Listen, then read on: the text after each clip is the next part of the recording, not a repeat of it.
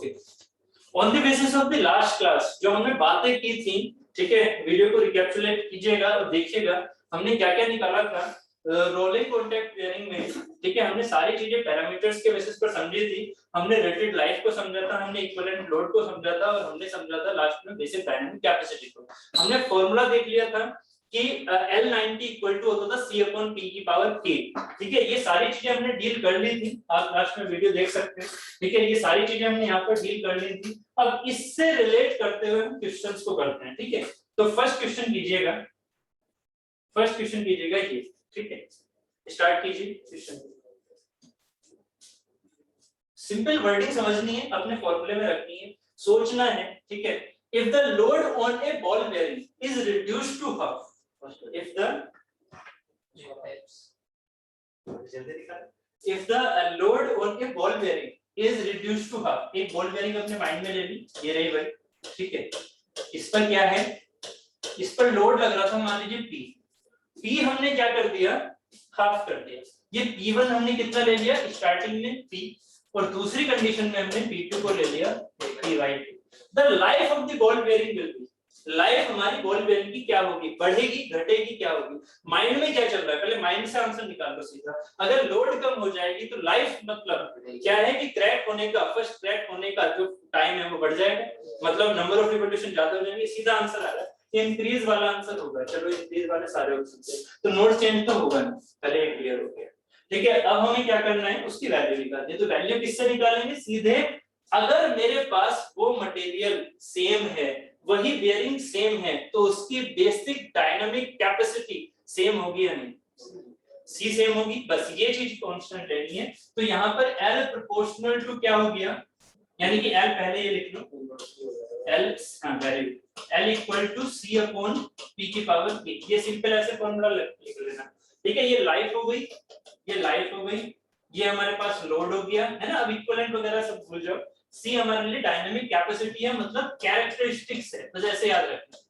और इसी कैरेक्टरिस्टिक को आप कांस्टेंट भी मान सकते हो एक ही बेयरिंग के लिए, और आपसे क्वेश्चन में वो एक ही बेयरिंग के बारे में पूछे, ठीक है। तो ये एक तरह से कांस्टेंट जाएगा। तो L is proportional to 1 upon P की पावर, ये चीज निकल के आ गई। अब देखो यहाँ सिर्फ रेशियो पूछ रहा है, वैसे बॉल बेयरिंग भी है तो बॉल बेयरिंग के लिए K की वैल्यू क्या हो गई 3, आप ले सकते, ठीक है। और आपको लेना भी पड़ेगा कि वैल्यू निकालनी।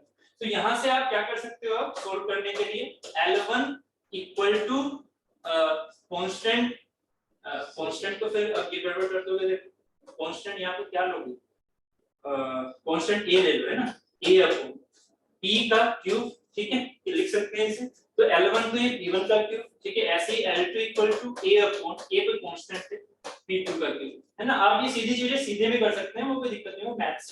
तो L1 into P1 का cube equal to L2 into P2 का क्यूब, या फिर इससे याद रखना बस L1 upon L2 equal to ये क्या हो जाएगा P2 by P1 की पावर। ये डायरेक्टली फॉर्मूला अब आगे याद रखना, ये एक इनवर्स रिलेशन होता है, उसके पावर क्यूब अगर बॉल है, अगर रोलर होता तो 1.3, ठीक है। अब इसको बस सोल्व करना है, ठीक है, इसको सोल्व करना है, ठीक। तो सोल्व कीजिए, कितना हो जाएगा हमारे पास L1 कितना है स्टार्टिंग लाइफ, ठीक है। The life of the ball bearing की L वैल्यू हमें रिड्यूस्ड बताना है, इंक्रीज बताना है। तो L1 कितना ले लिया, L ले लिया, L1 हमारे पास L हो गया। L2 हमें L के टर्म्स में बताना है कितना होगा, कितने गुना। तो यहाँ पर L1 हो गया L, L2 हमें निकालना है। P2 हमारे पास कितना है P/2 और P1 कितना है P का क्यूब। सो आंसर कितना आ गया 1/2 का क्यूब। सो L2 इधर पहुंचा दो, तो L2 कितना हो जाएगा 2 दूनी 4 दूनी 8, मतलब L से मतलब इनिशियल लाइफ से 8 टाइम्स इंक्रीज हो गया। आंसर बहुत जल्दी आया, बहुत अच्छी बात है ना। आपको ये जो चीजें हैं सारी की सारी आप माइंड में भी लेके चल सकते हो, सीधा आंसर आ जाएगा, ठीक है। अच्छा, इस क्वेश्चन को धीरे धीरे स्टेप लेके चलेंगे। चलो एक मिनट इसे खत्म कर देते हैं, इसके बाद पहले ये तो बहुत इजी हो जाएगा, बहुत जल्दी हो जाएगा। अभी आपने देखा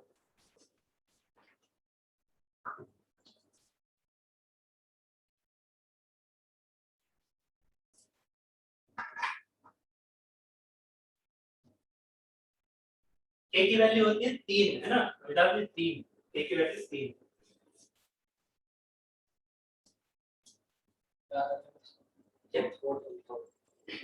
क्योंकि वहां पर फोर्स बढ़ रहा है, 2 टाइम्स हो रहा है। ठीक है, आपको अगर चीजें समझ में ना आए तो प्लीज आप फॉर्मूले से जाया करो, कोई दिक्कत नहीं है। बाकी आप डायरेक्टली देख सकते हो कि यहाँ डबल हो रहा है, फोर्स तो लाइफ होगी कम, है ना। और क्योंकि बॉल बेयरिंग है, इसका मतलब क्यूबिक के हिसाब से चलेगा, तो 2 का क्यूब कितना होगा 8 टाइम्स। अब यहाँ 8 था वो दे रखा है, तो सीधा वो 8 से 8 कैंसिल हो जाएगा, बना जाएगा। ठीक है, आप चाहे तो कर सकते हो L1 upon L2 equal to P2 by P1 to the power cube, क्योंकि बॉल बेयरिंग है। ठीक है, तो L1 हमारे पास 8000 है, बट ध्यान देना 8000 के कोरिस्पोंडिंग फोर्स कितना है, F। ठीक है, और जबकि L2 के कोरिस्पोंडिंग कितना फोर्स होगा, 2 है ना। इनमें गलती मत करना, ये गलती कर दोगे तो हो जाएगा। तो L2 कितना हो जाएगा यहाँ पर 8000 डिवाइडेड बाय, है ना, L2 इधर पहुंचेगा, 8 इधर पहुंच जाएगा, तो ये कितना हो गया। यहाँ अगर छोटी भी गलती हो गई ना कैलकुलेशन की, तो फिर आंसर गड़बड़ हो जाएगा। अच्छा, 1 सेकंड रुको।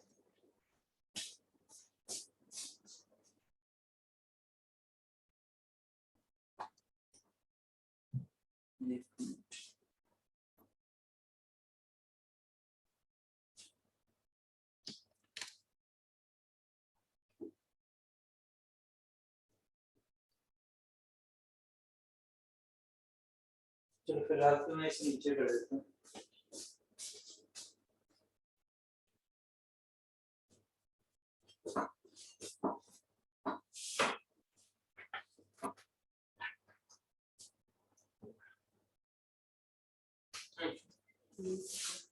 हो गया, चलो अभी से करो नेक्स्ट क्वेश्चन।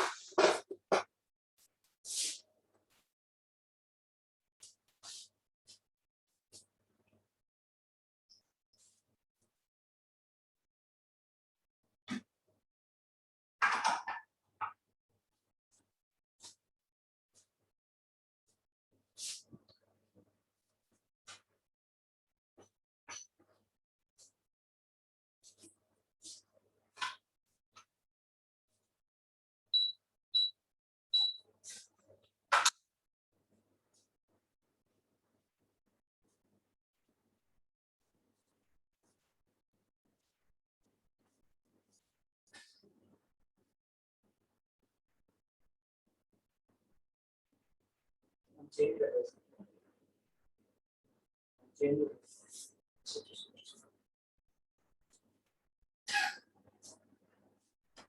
सिमिलर लोड तो लोड साफ कर दिया। हां, लोड मतलब कब क्या है, सिमिलर लोड मतलब टाइप सेम, टाइप सेम। तो जैसा लोड लग रहा था डायनामिक तो डायनामिक ही माना।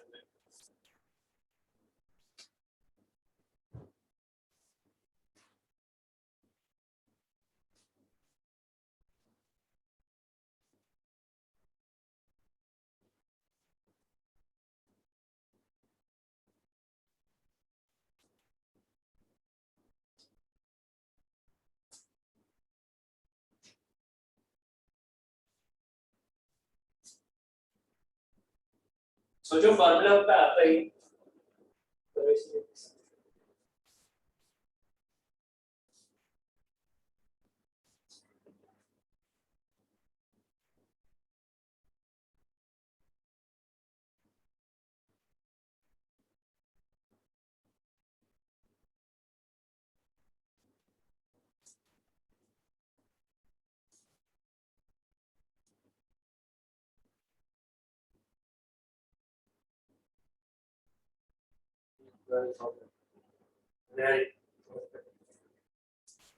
ये देखो लाइफ लेनी है आपको, लाइफ, लाइफ किसमें होती है,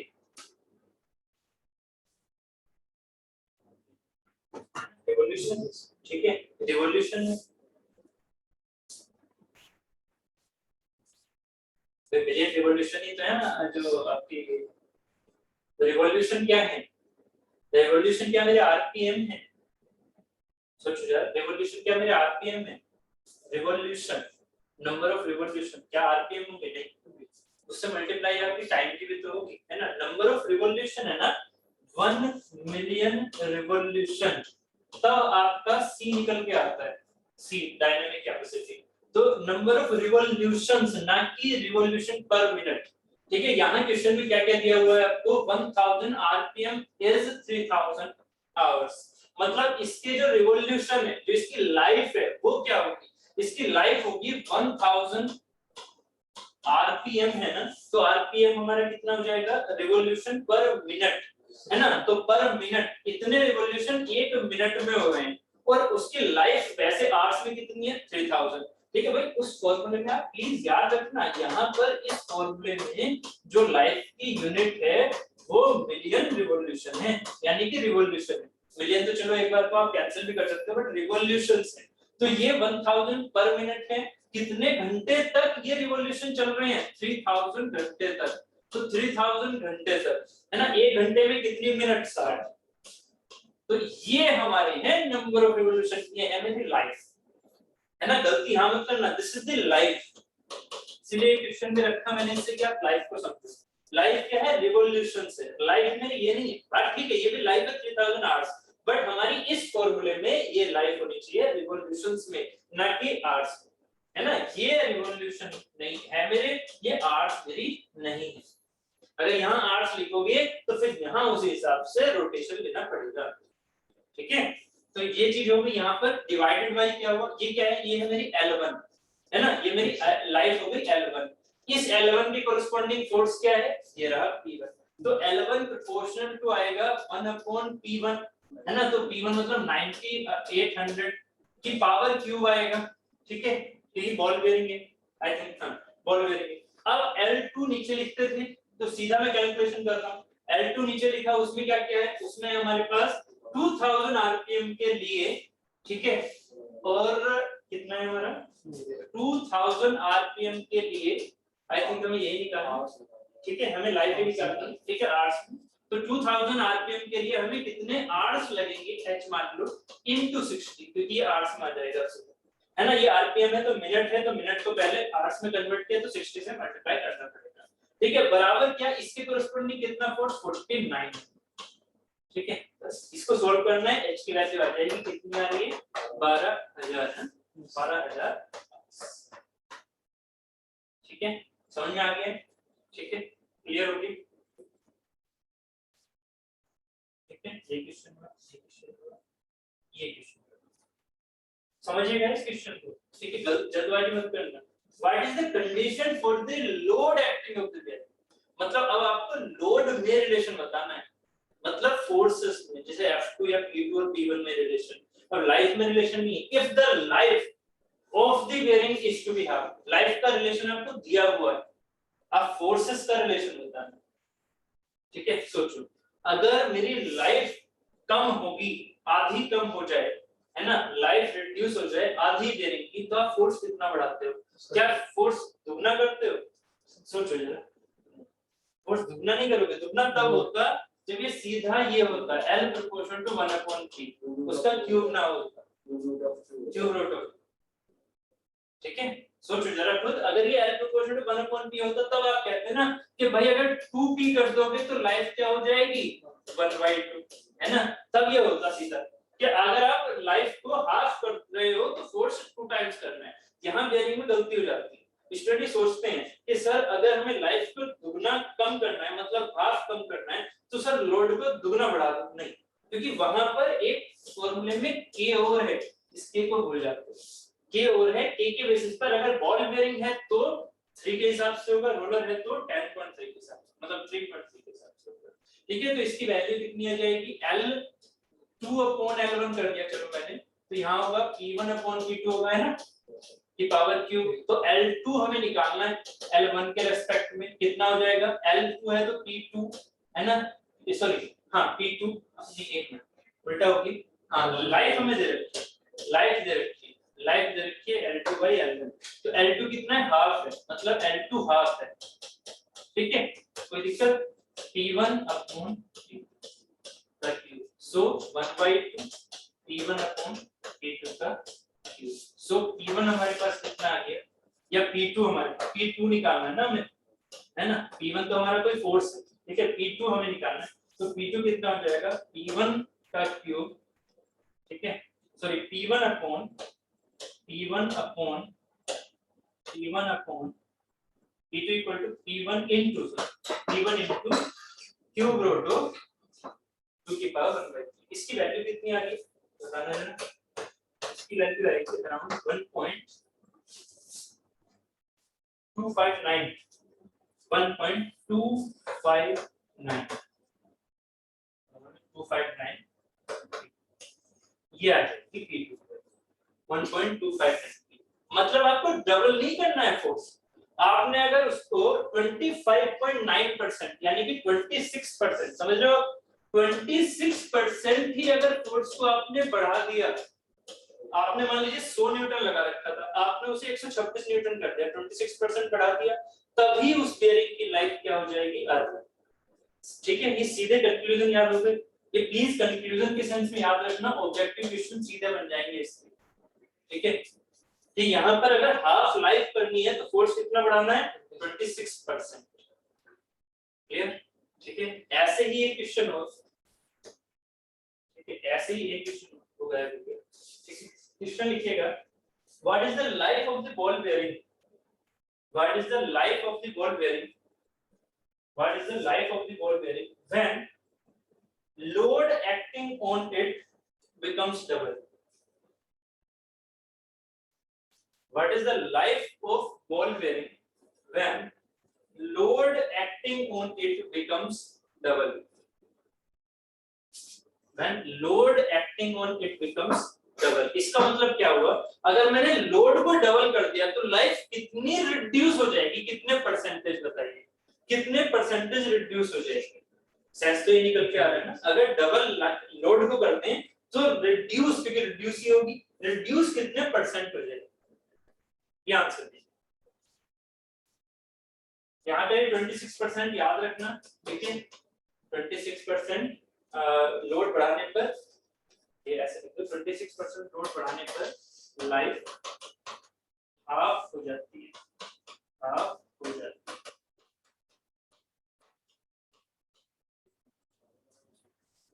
12.5% रिड्यूस होगी, यहाँ थोड़ा सा साइड कर देता है,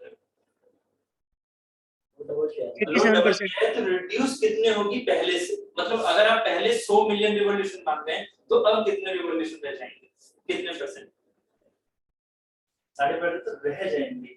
रिड्यूस कितना होगा परसेंटेज में, 87.5 है ना, 100 में से 87.5, क्योंकि रिड्यूस वर्ड जहां आ रहा है कितना रिड्यूस हुआ, आउटकम जो रहा वो नहीं, कितना रिड्यूस हुआ, तो रिड्यूस कितना हुआ 87.5। ठीक है, इस क्वेश्चन को यहाँ पर हम कर लेते हैं, क्या क्या दिया हुआ है, इफ लोड डबल, ठीक है, अगर हमारा लोड डबल कर रहे हैं, क्या किस करेंगे, इफ लोड डबल, ठीक है, तो F2 equal to 2 times of F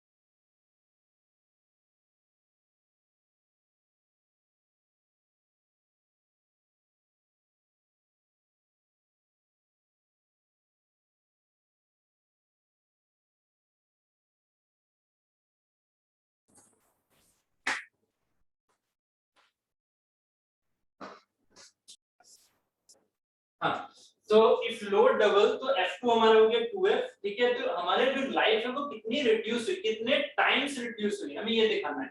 तो L2 हमें निकालना है, तो L2/L1 इक्वल टू P2 की पावर 3, ठीक है। तो L2 हमें बताना है L1 के टाइम्स में कितना हुआ। तो L2 L1 के टाइम्स में P1 हमारे पास कितना है F अपॉन P2 हमारे पास है 2F का क्यूब, सो 1/2 का cube into L1, so L1 upon 8, ये है मेरा L2 फाइनल। ये समझने का, ये L2 फाइनल है। इसका मतलब अगर हम इससे डिवाइड करेंगे तो कितना आ जाएगा 12.5% ऑफ L1। मान लीजिएगा L1 की वैल्यू हमारी 100 मिलियन रिवॉल्यूशन है, तो L2 हमारे पास कितना आया। अगर हम फोर्स इस पर डबल कर रहे हैं, पहले P था तो P से हमने 2P कर दिया, तो फोर्स डबल करने पर बेयरिंग के ऊपर हम क्या देखते हैं कि हमारी लाइफ कितनी रह जाती है 12.5%, मतलब 12.5 मिलियन रिवॉल्यूशन पर ये फेल हो जाएगी।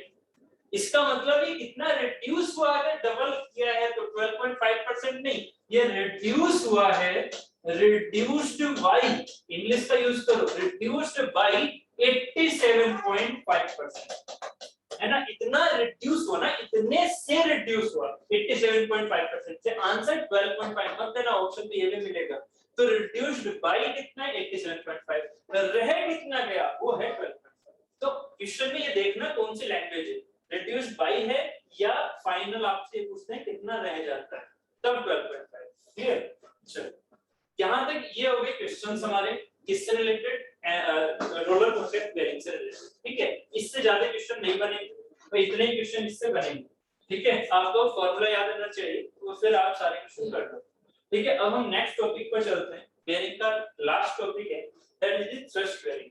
मैं बेयरिंग में देखो दो तरीके हैं पढ़ाने के इस थ्रस्ट बेयरिंग को, या तो पहले क्लचेस पढ़ा दो, क्लचेस में एक्सियल ही होता है, ऐसे एक्सियल हमारा कांटेक्ट होता है, इसलिए या तो पहले क्लचेस पढ़ाता हूं उसके बाद थ्रस्ट बेयरिंग पढ़ाऊं। क्योंकि मैं बेयरिंग पढ़ा रहा हूं तो आप पहले बेयरिंग से ही थ्रस्ट को समझो, क्लचेस सिमिलरली लेके चले, ठीक है। तो जिससे क्लच थोड़ा इजी हो जाएगा, जल्दी हो जाएगा, ठीक है। तो पहले थ्रस्ट बेयरिंग को समझते हैं।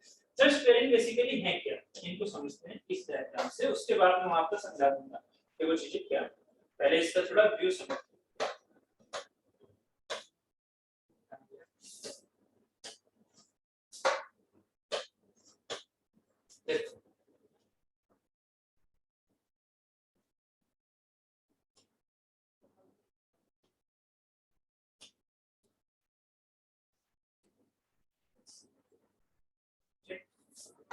अब एक काम करो, देखते हैं थोड़ा सा आप इमेजेस कर पाते हो या नहीं।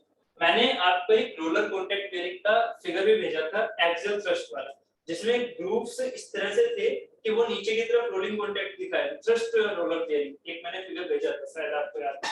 ठीक है, यहाँ आप क्या लेके चलोगे, यहाँ आप हाइड्रोस्टैटिक यानी कि जर्नल बेयरिंग लेके चलोगे। मतलब आप अपने माइंड में क्या लेके चलना, अब अपने माइंड में लेके चलना आप इसके बीच में लुब्रिकेशन, ठीक है। रोलर कॉन्टैक्ट नहीं, लुब्रिकेशन लेके चलना, है ना। थोड़ा फील आ जाएगा, टेंशन ना लो, अभी फील आ जाएगा। 2 मिनट देना, देखो ये आएगा, ये फील आएगा। देखो क्या कर रहा हूं मैं यहाँ पर, पहले मैं आपको वर्टिकली दिखा रहा हूँ, ठीक है। एक्चुअल में एक्सल होती है, बट सॉरी हॉरिजॉन्टल होती है, बट अभी वर्टिकल दिखा रहा हूँ। क्या किया मैंने, इसे ओमेगा से घुमा दिया, ध्यान से समझना।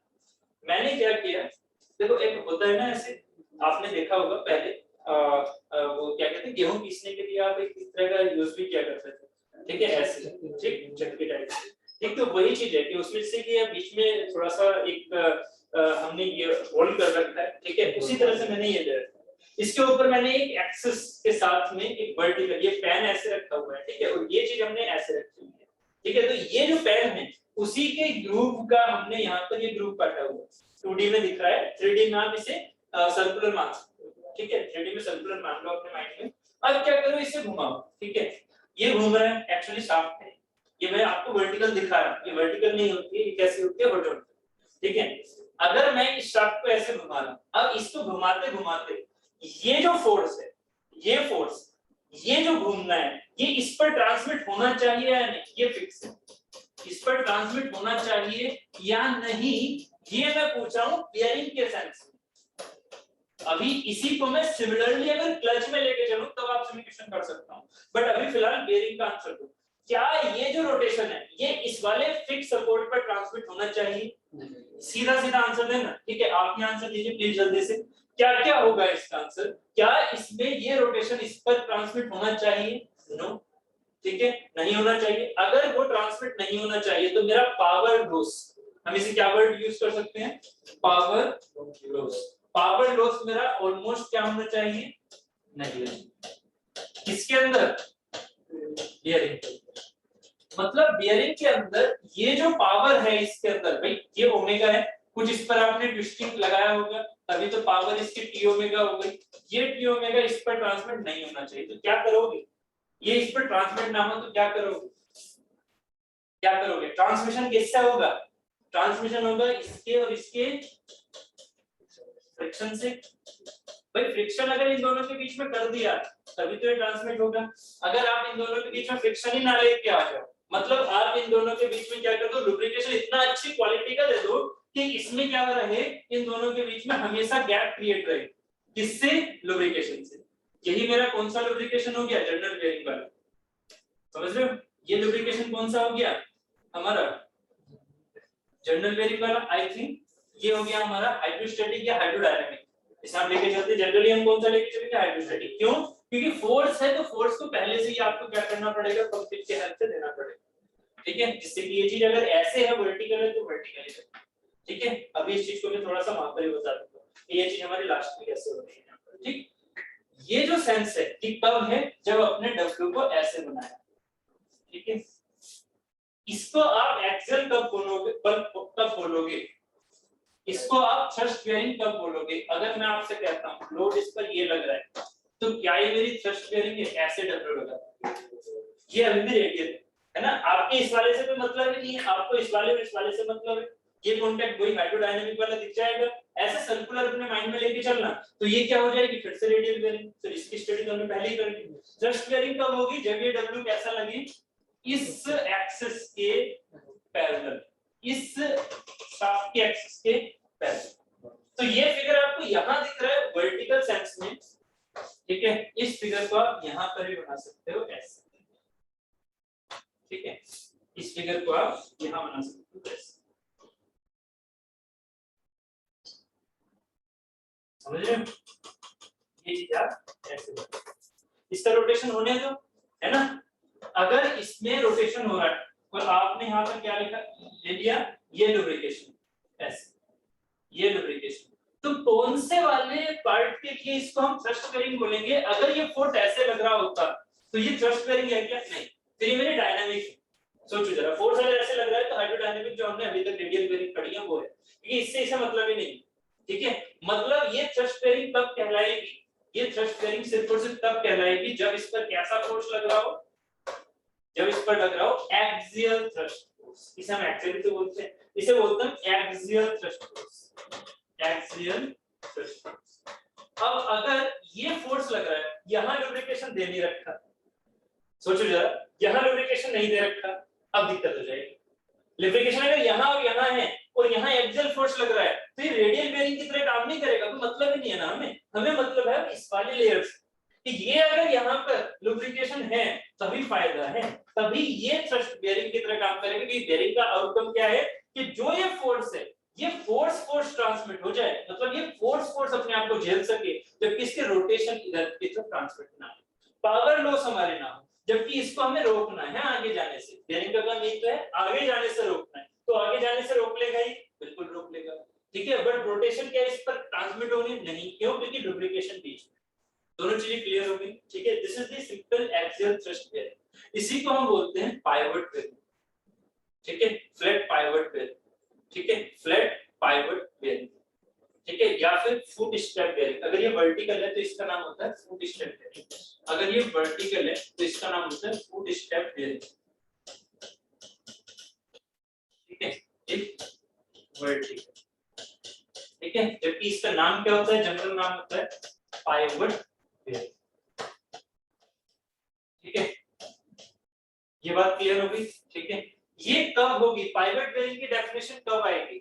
जब हम शाफ्ट के बिल्कुल एंड की बात करें, है ना भाई, शाफ्ट यहाँ खत्म हो जानी चाहिए। अगर खत्म नहीं है और हमें इसके एक्सियल थ्रस्ट को रोकना है, मान लीजिए आपके पास ये शाफ्ट थी, आपका फोर्स एक यहाँ ऐसे लग रहा है, ऐसे आपको इसके एक्सियल फोर्स को यहीं रोकना है ऐसे, तो आप क्या लगाओगे यहाँ, पाइवट बेयरिंग लगा सकते हो। सोचो जरा, क्या पाइवट बेयरिंग लगा सकते हो? नहीं, पाइवट बेयरिंग का मतलब है एंड पर लगाओ, एंड पर लगाओ। तो इसी एंड को अगर मुझे एंड पर ना लगा के इस एक्सियल थ्रस्ट को अगर रोकना है मुझे कहीं बीच में, तो वहां हम यूज करते हैं पोलर बेयरिंग। पोलर बेयरिंग कैसे बनेगी अभी दिखाता हूं। पोलर बेयरिंग कैसे, पोलर बेयरिंग होगी ऐसी, समझ में आ गया? ठीक है, ये यहाँ तक समझ में आ गया था। इसे वर्टिकल ना दिखा के हॉरिजॉन्टली दिखा दो, कोई दिक्कत नहीं है। तो हॉरिजॉन्टल दिखा रहा हूं मैं पोलर बेयरिंग, ध्यान से समझिएगा। पोलर बेयरिंग में क्या हुआ, पहले आपने एक शाफ्ट ली, पहले एक शाफ्ट ले लो ऐसे, ये मैंने ले ली एक शाफ्ट हॉरिजॉन्टल, ठीक है, ये हो गई। अब इस शाफ्ट पर एक एक्सियल फोर्स लग रहा था, कहां पर, यहां पर। ये एक्चुअली क्लच भी समझा रहा हूं मैं आपको, ये क्लच का बेसिक है। अगर मैं ये चीज लेके चल रहा हूं तो ये क्लच का बेसिक है, मैं बार-बार क्लच में नहीं लेके चलूंगा, ये चीज सिमिलरली लेके चलूंगा बस।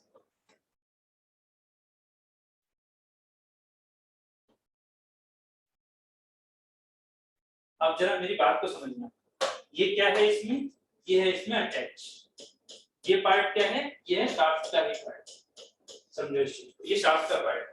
आपने शाफ्ट पर एक्सियल फोर्स लगा रखी है, कहां लगा रखी, मान लीजिए यहाँ, ये डब्ल्यू फोर्स लगा रखी है। सर 3D सोच रहे हो, 3D एक तरह से क्या है, एक तरह का एक पोलर है।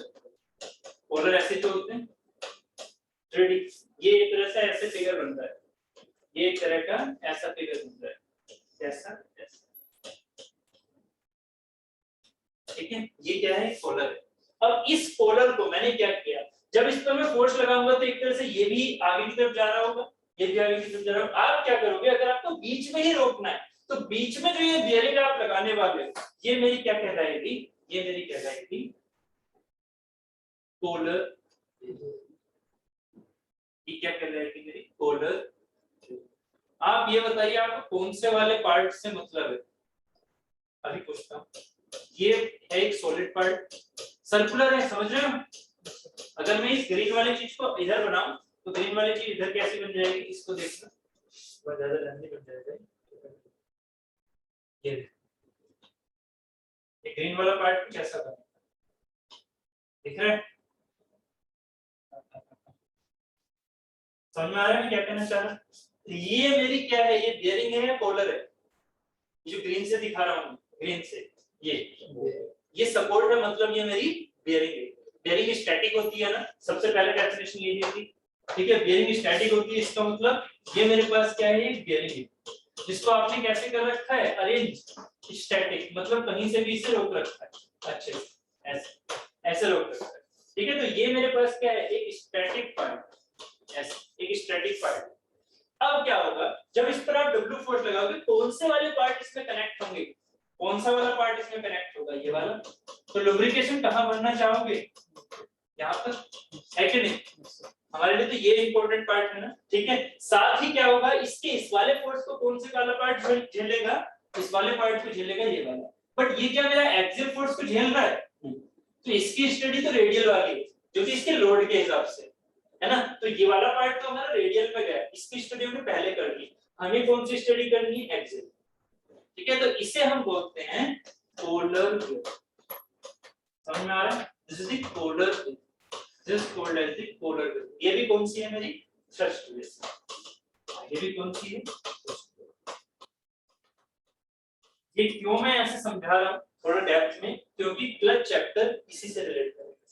बस आगे क्लच में क्या होता है, क्लच में ये होती है इंजन से रिलेटेड, ये होती है गियर से रिलेटेड, ठीक है। इंजन के फ्रिक्शन को गियर पर ट्रांसमिट करना होता है, उसमें इससे उल्टा है। यहाँ बेयरिंग में बताइए मुझे, क्या ये जो रोटेशन है, इसका रोटेशन हो रहा होगा, शाफ्ट है ना, ओमेगा से घूम रही होगी, इसका रोटेशन हो रहा है, तो ये वाला येलो पार्ट घूम रहा है, क्या ग्रीन पार्ट घूमेगा, नहीं। क्या आप येलो पार्ट को ग्रीन पार्ट पर ट्रांसमिट करवाना चाहोगे, अगर आप करवाना चाहोगे तो बेयरिंग तो बेकार है ना फिर भाई। अगर पावर लॉस हम ज्यादा करते तो बेयरिंग थोड़ी है, फिर तो वो क्लच की तरह काम करना चाहिए, है ना। तो हमें क्लच यहाँ नहीं चाहिए, हमें बेयरिंग चाहिए। इसका मतलब क्या होगा कि ये पावर लॉस हमारी क्या होनी चाहिए, कम, ये पावर लॉस हमारी क्या होनी चाहिए, कम, पावर लॉस शुड बी, ये है बियरिंग का पर्पस। बस क्लच में क्या होगा, पावर ट्रांसमिशन हमें क्या चाहिए, परफेक्ट, वहां पर इसे हम बोल देते हैं पावर ट्रांसमिशन।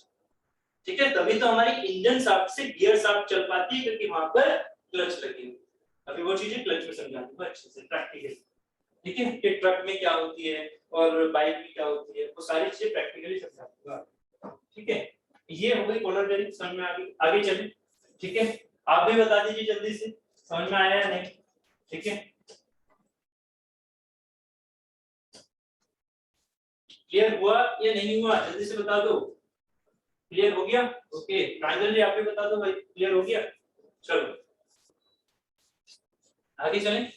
ठीक है, थ्रस्ट बेयरिंग के दो टाइप, कौन कौन से, एक तो पाइवट बेयरिंग, एक कॉलर बेयरिंग। अभी हमें इसकी कैलकुलेशन करनी है।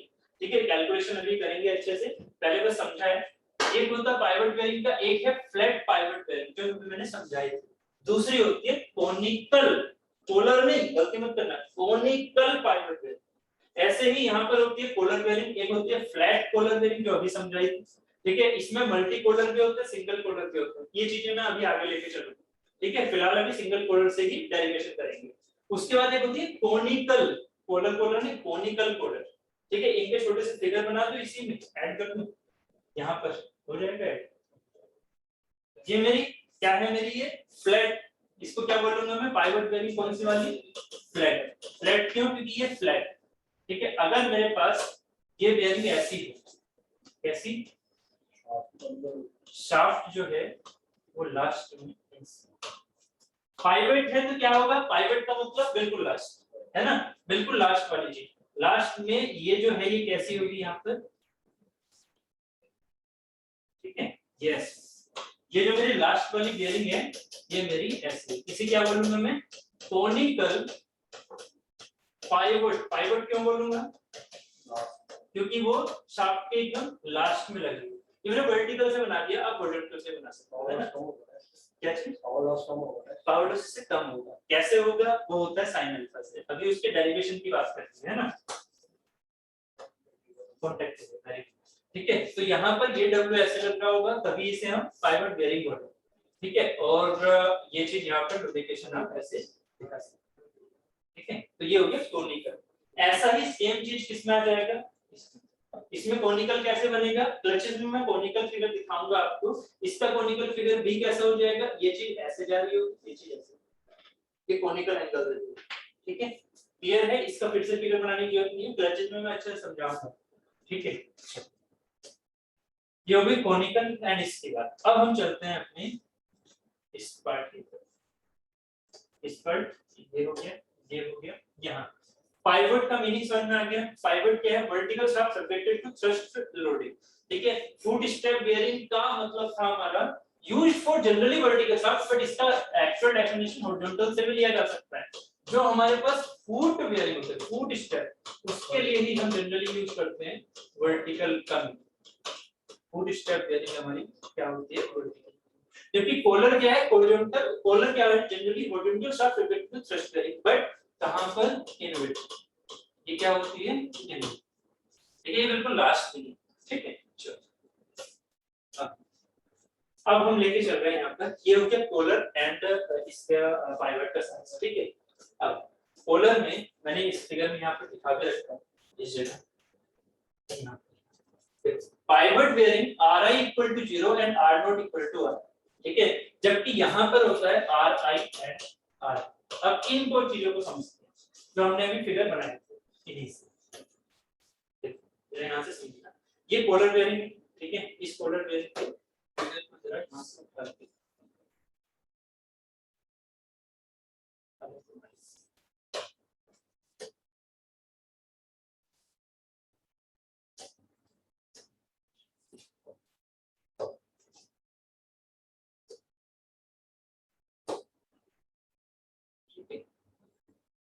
ये अब जरा ये आपने बनाया भी था figure, yes,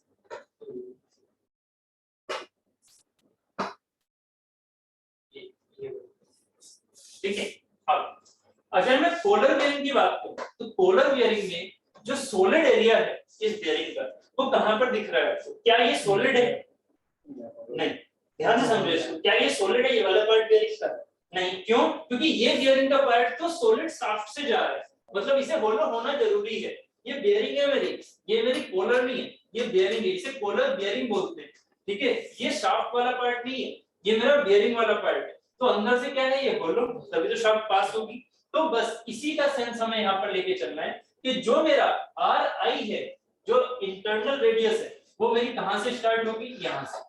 this is the are आई, यहां से आर आई शुरू होगी, कहां से कहां तक मेरा जो बियरिंग सरफेस है वो कहां तक चलेगा, R2। तो यहाँ जो बियरिंग है, जो मेरा एक तरह से फ्रिक्शन सरफेस है, इसे हम क्या बोलेंगे, एक तरह से फ्रिक्शन लाइनिंग। और ये फ्रिक्शन लाइनिंग शुड भी क्या होनी चाहिए, कम वैल्यू, क्योंकि ये जो फ्रिक्शन है, यहाँ पर फ्रिक्शन जितना कम होगा उतना पावर लॉस हमारा कम होगा। ये बियरिंग है, अभी क्लच नहीं है, क्लच में बिल्कुल उल्टा हो जाएगा, ठीक है। तो बियरिंग में मेरा जो फ्रिक्शन लाइन, ये फ्रिक्शन है, फ्रिक्शन सरफेस है, यहाँ से ये मैं फ्रिक्शन सरफेस बोल सकता हूँ इसे, सॉलिड पार्ट को। तो इस फ्रिक्शन सरफेस में पावर लॉस क्या होना चाहिए, ठीक है। फ्रिक्शन सरफेस दिख रही है, कहां से कहां हो रही है, आर आई से आर, ठीक है। This is the polar bearing. जबकि पाइवट बेयरिंग में क्या होगा, जबकि पाइवट बेयरिंग में क्या होगा, इस फिगर को मैं यहीं पर उठा लेता हूं, छोटा बना के ये बना दिया पाइवट, बस 2 मिनट दीजिए।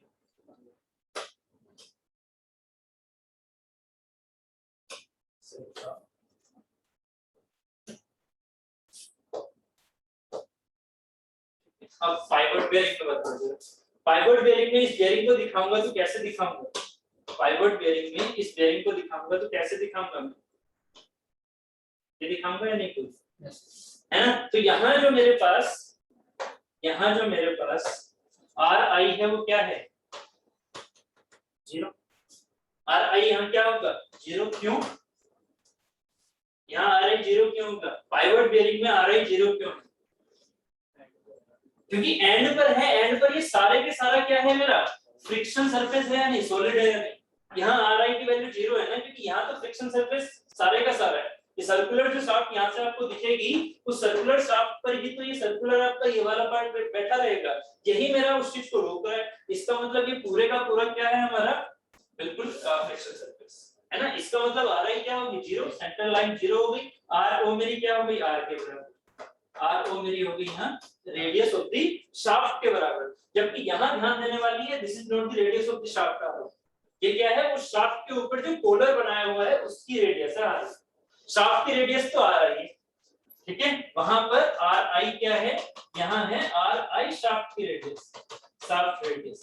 जबकि आर ओ क्या है, पोलर आउटर रेडियस, ठीक है, पोलर आउटर रेडियस, यस, ठीक है। इसको हम पोलर बोलते हैं ना, इसको हम पोलर बोलते हैं, ठीक है, शाफ्ट। जबकि यहाँ पर क्या है, आर आई तो 0, जबकि आर नोट क्या है हमारी, आर ओ है शाफ्ट रेडियस। गलती मत करना, ठीक है, समझ में आ रहा है ना। यहाँ आर आई है शाफ्ट रेडियस, जबकि यहाँ आर ओ है शाफ्ट रेडियस। क्लियर होगी चीजें, छोटी छोटी चीजें क्लियर करनी थी पहले, क्योंकि अब हम चलते हैं डेरिवेशन की तरफ। यहाँ तक ये चीजें क्लियर हो गई, ठीक है। अब क्या होता है, चाहे हम फ्रिक्शन की बात करें, चाहे हम बियरिंग की बात करें, ठीक है, दोनों चीजों में, दोनों चीजों में, ये हमारा क्लचेस वाला चैप्टर भी चल रहा है, दोनों चीजों में क्या होता है, एक होता है हमारा यूनिफॉर्म प्रेशर थ्योरी, एक होती है यूनिफॉर्म बियर थ्योरी। अब ये जो दो टर्म है, ये कहां से आते हैं और क्या इनका सिग्निफिकेंट होता है उसको क्या, आपने क्या किया, आपने, हम पोलर स्टडी कर रहे हैं, जिससे कि पोलर स्टडी करेंगे तो पाइवट इजी स्टडी हो जाएगा, क्या, आर आई को 0 कर देंगे, पाइवट की इक्वेशन बन के आ जाएगी। तो आप पोलर की स्टडी लेके चलो, ठीक है। पहली चीज आप क्या लेके चले, पोलर स्टडी, मतलब पोलर बेयरिंग की स्टडी लेके चलो एक्सेल, ठीक है।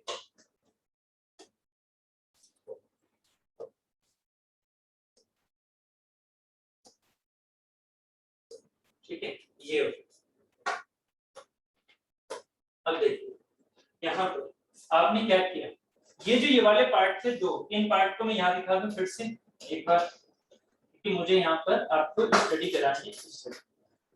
ये हो गया और ये हो गया,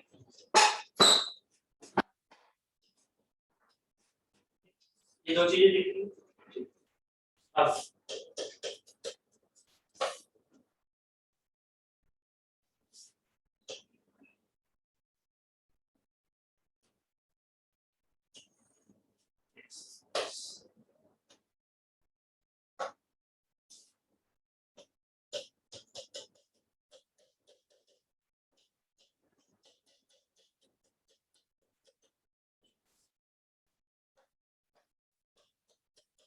तो साफ से हाँ कोलर साफ से होना चाहिए, ये चीज अटैच। अब क्या करना है, अब ओमेगा रोटेशन, ओमेगा का रोटेशन, ठीक है।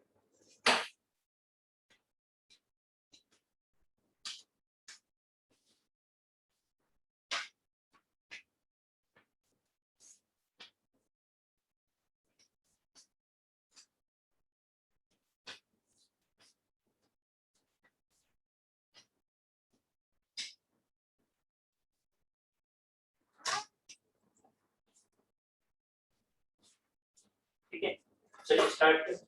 अब देखो प्रैक्टिकली सोचना है इससे। बियरिंग, बियरिंग क्या है, बियरिंग है ये वाला पार्ट, ठीक है। इस बियरिंग में, ठीक है, यहाँ आप इसके बीच में क्या मान सकते हो, कोड, ठीक है, इसको सोचना है। यहाँ पर क्या मान सकते हो, एक होल, ठीक है। ये चीज हो गई हमारी बियरिंग सरफेस, ये हो गई हमारी बियरिंग सरफेस, देख रही, ये हो गई बियरिंग सरफेस, ठीक है। ये वाली हो गई बियरिंग सरफेस, दिख रहा है भाई, नहीं दिख रहा है,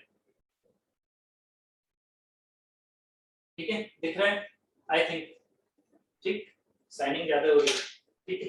तो ये हो गई हमारी बस बियरिंग सरफेस, अगर ये चल रहा होगा तो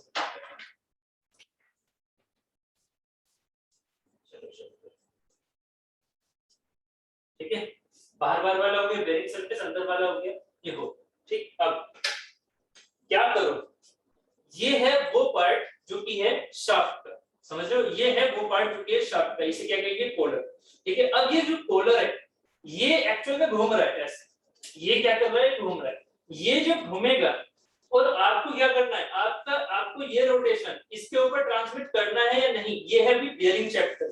तो बताइए इसका ये रोटेशन इसमें ट्रांसमिट करना है बियरिंग में, नहीं ना, ठीक है। आपको सिर्फ और सिर्फ क्या करना है, इस पर जो मैं ये फोर्स लगा रहा हूँ, ध्यान देना, इस पर जो मैं ये फोर्स लगा रहा हूँ, किस पर, इस पोलर वाला, इस पोलर पर मतलब इस शाफ्ट पर, इस शाफ्ट पर जो मैं ये W फोर्स लगा रहा हूँ, इस W की वजह से पोलर इधर जा रहा है, मतलब ये वाला पार्ट इधर जा रहा है, इस पर मैंने कुछ स्केच नहीं किया, ये इधर की तरफ जा रहा है, बट ये साथ में रोटेट भी कर रहा है, तो क्या इसका रोटेशन ट्रांसमिट होना चाहिए, है ना, जबकि इसका फोर्स ये झेल ले, ये होना चाहिए कि फोर्स झेल ले, ठीक है, फोर्स झेल ले जबकि रोटेशन ट्रांसमिट ना करे, है ना, यही तो हमारी कंडीशन है। तो अब ये किस तरह से इसके साथ एंगेज होता है, ये किस तरह से इसके साथ एंगेज हो रहा है, जरा ध्यान से समझो।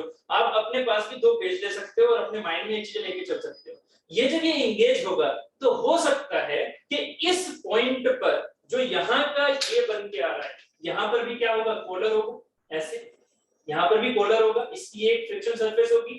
फ्रिक्शन सरफेस किसे बोलेंगे, फ्रिक्शन सरफेस उस सरफेस को बोलेंगे जो एक्चुअल में इसके साथ अटैच हो रही है, ठीक है। तो इसका मतलब जब इसका पोलर वाला पार्ट, शाफ्ट का पोलर वाला पार्ट बेयरिंग से अटैच हो रहा है, तब क्या होगा कि हो सकता है, हमें नहीं पता, ध्यान से समझना, हमें नहीं पता कि हो सकता है कि प्रेशर इसका सेम पड़ रहा हो हर पॉइंट पर, मुझे नहीं पता भाई किसने कहा कि ये हमेशा प्रेशर सेम पड़ेगा, मैं नहीं कह रहा इस चीज को, बट हाँ एक कंडीशन तो हो सकती है कि प्रेशर क्या हो, सेम पड़ रहा, ठीक है, एक प्रेशर सेम पड़ रहा है इसके ऊपर ऐसे हर एक पॉइंट पर, मतलब यहाँ पर भी प्रेशर सेम, यहाँ पर भी हर जगह प्रेशर क्या पड़ रहा है, सेम पड़ रहा है। या तो आप ये बोलोगे प्रेशर सेम पड़ रहा है, एक कंडीशन ये हो सकती है, एक हो सकती, दूसरी कंडीशन क्या है, दूसरी कंडीशन क्या है कि प्रेशर सेम ना हो, तब क्या होगा, उस कंडीशन में क्या होता है, ये प्रैक्टिकली सोचना है इन दो चीजों को। क्लचेस में भी इन चीजों को मैं यूज करूंगा, अभी उस चीज को भी मैं आगे लेके चलूंगा। यहाँ अभी एक चीज समझिएगा, इस फिगर को मैं थोड़ा सा यहाँ पर और बना रहा हूँ, इससे फायदा आपको लग जाए समझने में। क्या ये है, ठीक है, और ये जो हमने अभी फिगर बनाया, ठीक है। अब मैंने क्या किया, अब मैंने इसमें ये एक छोटा सा, हम क्या करते हैं, हमें इंजीनियर, तो इंजीनियरिंग में हम क्या करते हैं, हम छोटे से एक एलिमेंट की स्टडी करते हैं और उसी एलिमेंट की स्टडी को हम क्या कर देते हैं हर जगह के लिए वैलिड, यही तो काम करते हैं इंजीनियर का काम यही होता है, ठीक है, जुगाड़बाजी करना। तो जुगाड़बाजी यहाँ पर क्या की हमने क्या किया, इसमें हमने ये वाला पार्ट देखा, मैंने अभी क्या कहा कि भाई प्रेशर कांस्टेंट हो सकता है, होगा ये कंफर्म नहीं है, ठीक है। तो मैं अभी एक कंडीशन लेके चला कि मैंने एक फ्रिक्शन लाइनिंग ये ले, इसको मैंने फ्रिक्शन लाइनिंग बोल दिया, ये किस पर है, ये हमारी इस फ्रिक्शन सरफेस पर है, कांटेक्ट तो यहाँ पर भी हुआ होगा, है ना। तो मैं सिर्फ और सिर्फ उस पॉइंट की बात कर रहा हूँ जो कि ये है बेयरिंग का सरफेस, ये है मेरा शाफ्ट का सरफेस, इस पर ये अटैच हुआ, और जब ये अटैच हुआ तो मैं इस कंडीशन की बात कर रहा हूँ जो ये वाला सरफेस है, ये वाला पॉइंट है। तो इस पॉइंट पर कुछ हो रहा होगा, वही चीज मैं यहाँ पर दिखा रहा हूँ, वही चीज मैं यहाँ पर दिखा रहा हूँ। मैंने क्या माना, मैंने अभी माना कि इस पॉइंट पर, हर एक पॉइंट पर प्रेशर क्या है अभी सेम। क्यों मानूंगा, क्यों मानूंगा, जरा इसके बारे में बताइए। ये क्या है, इनफिनिटेसिमली स्मॉल एरिया, तो इसका मतलब हर एक पॉइंट पर प्रेशर कैसा होगा, सेम। भले से ही यहां से यहां पर प्रेशर क्या हो रहा हो, चेंज, बट इस पर्टिकुलर लाइन के हिसाब से प्रेशर क्या होगा।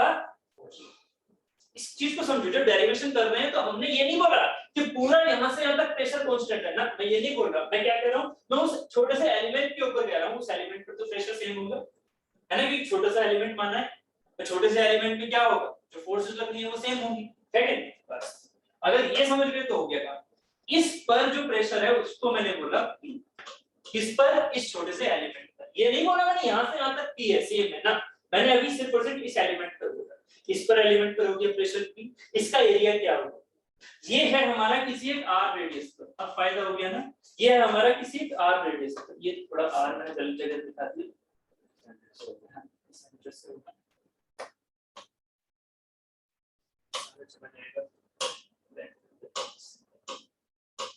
ठीक है, ये r हो गया हमारा,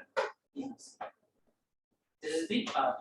तो अब मुझे बताइए इसका एरिया कितना होगा इस स्ट्रिप का, elemental strip, area of the elemental कितना होगा भाई, area of the elemental strip कितना होगा, पाई आर स्क्वायर, एलिमेंटल स्ट्रिप, ये एलिमेंटल स्ट्रिप, गलती मत करो, जो पाई आर स्क्वायर होता है वो किसका होता है, या पाई डी स्क्वायर बाय 4 किसका होता है, दिस इज सर्कल, और सर्कुलर क्या, सिर्फ सर्कल नहीं, सर्कुलर डिस्क, ये रिंग का एरिया नहीं है, ये सर्कल मतलब रिंग का एरिया नहीं है, ये इसका एरिया है, डिस्क का एरिया है, मेंसुरेशन याद करो, क्षेत्रमिति जो आपने पढ़ा था 10th में, ठीक है। तो ये था हमारे इस सर्कल का एरिया, सर्कल के अंदर का डिस्क्लोज्ड एरिया, अंदर का इनक्लोज, सॉरी डिस्क्लोज कह रहा हूं, इनक्लोज्ड एरिया, यहां पर पाई आर स्क्वायर या पाई डी स्क्वायर बाय 4।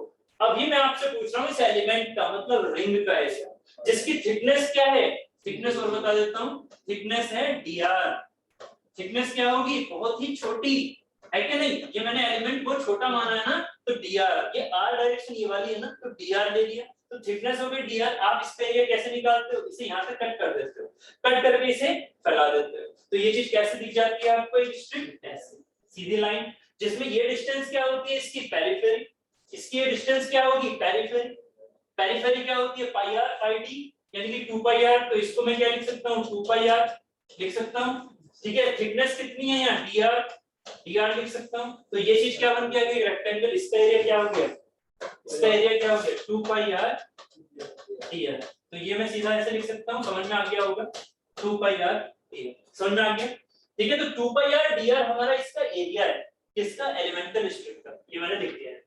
अब आगे चलूं, ठीक है, इस पार्ट को थोड़ा सा मैं साइड कर देता हूं, समझ में तो आपको आई गया होगा, ठीक है। यहाँ area of the elemental strip clear. अब ये जो W है, ये जो W है, ये W क्या है, ये W क्या है, ये जो फोर्स आपने कहा, ये प्रेशर आपने कहा, वो प्रेशर किसकी वजह से आया, फील कर रहे थे या नहीं वहां पर, ये प्रेशर किसकी वजह से आया, जितना आपने W लगाया, अगर आप W ही नहीं लगाओगे तो प्रेशर आएगा, मतलब है इसका मतलब W ही वो पार्ट है जिसकी वजह से प्रेशर क्रिएट हो रहा है उस एलिमेंटल स्टेट पर, क्लियर है। अगर मैं आपसे कहूं कि भाई ये W जो है, ये W जो टोटल फोर्स लग रहा है उसके बराबर, तो टोटल फोर्स के बराबर, तो यहाँ पर लग रहा है शाफ्ट के ऊपर, तो टोटल फोर्स किसके बराबर होगा, एलिमेंटल स्ट्रिप पर फोर्स अगर मैं यहां से यहां तक जोड़ दूं, पहले एक एलिमेंटल स्ट्रिप पर फोर्स निकालो जरा, तो इस एलिमेंटल स्ट्रिप पर फोर्स कितना होगा इस प्रेशर की वजह से, df क्या होगा, df मतलब एलिमेंटल स्ट्रिप पर फोर्स कितना होगा, p into df फोर्स क्या होता है,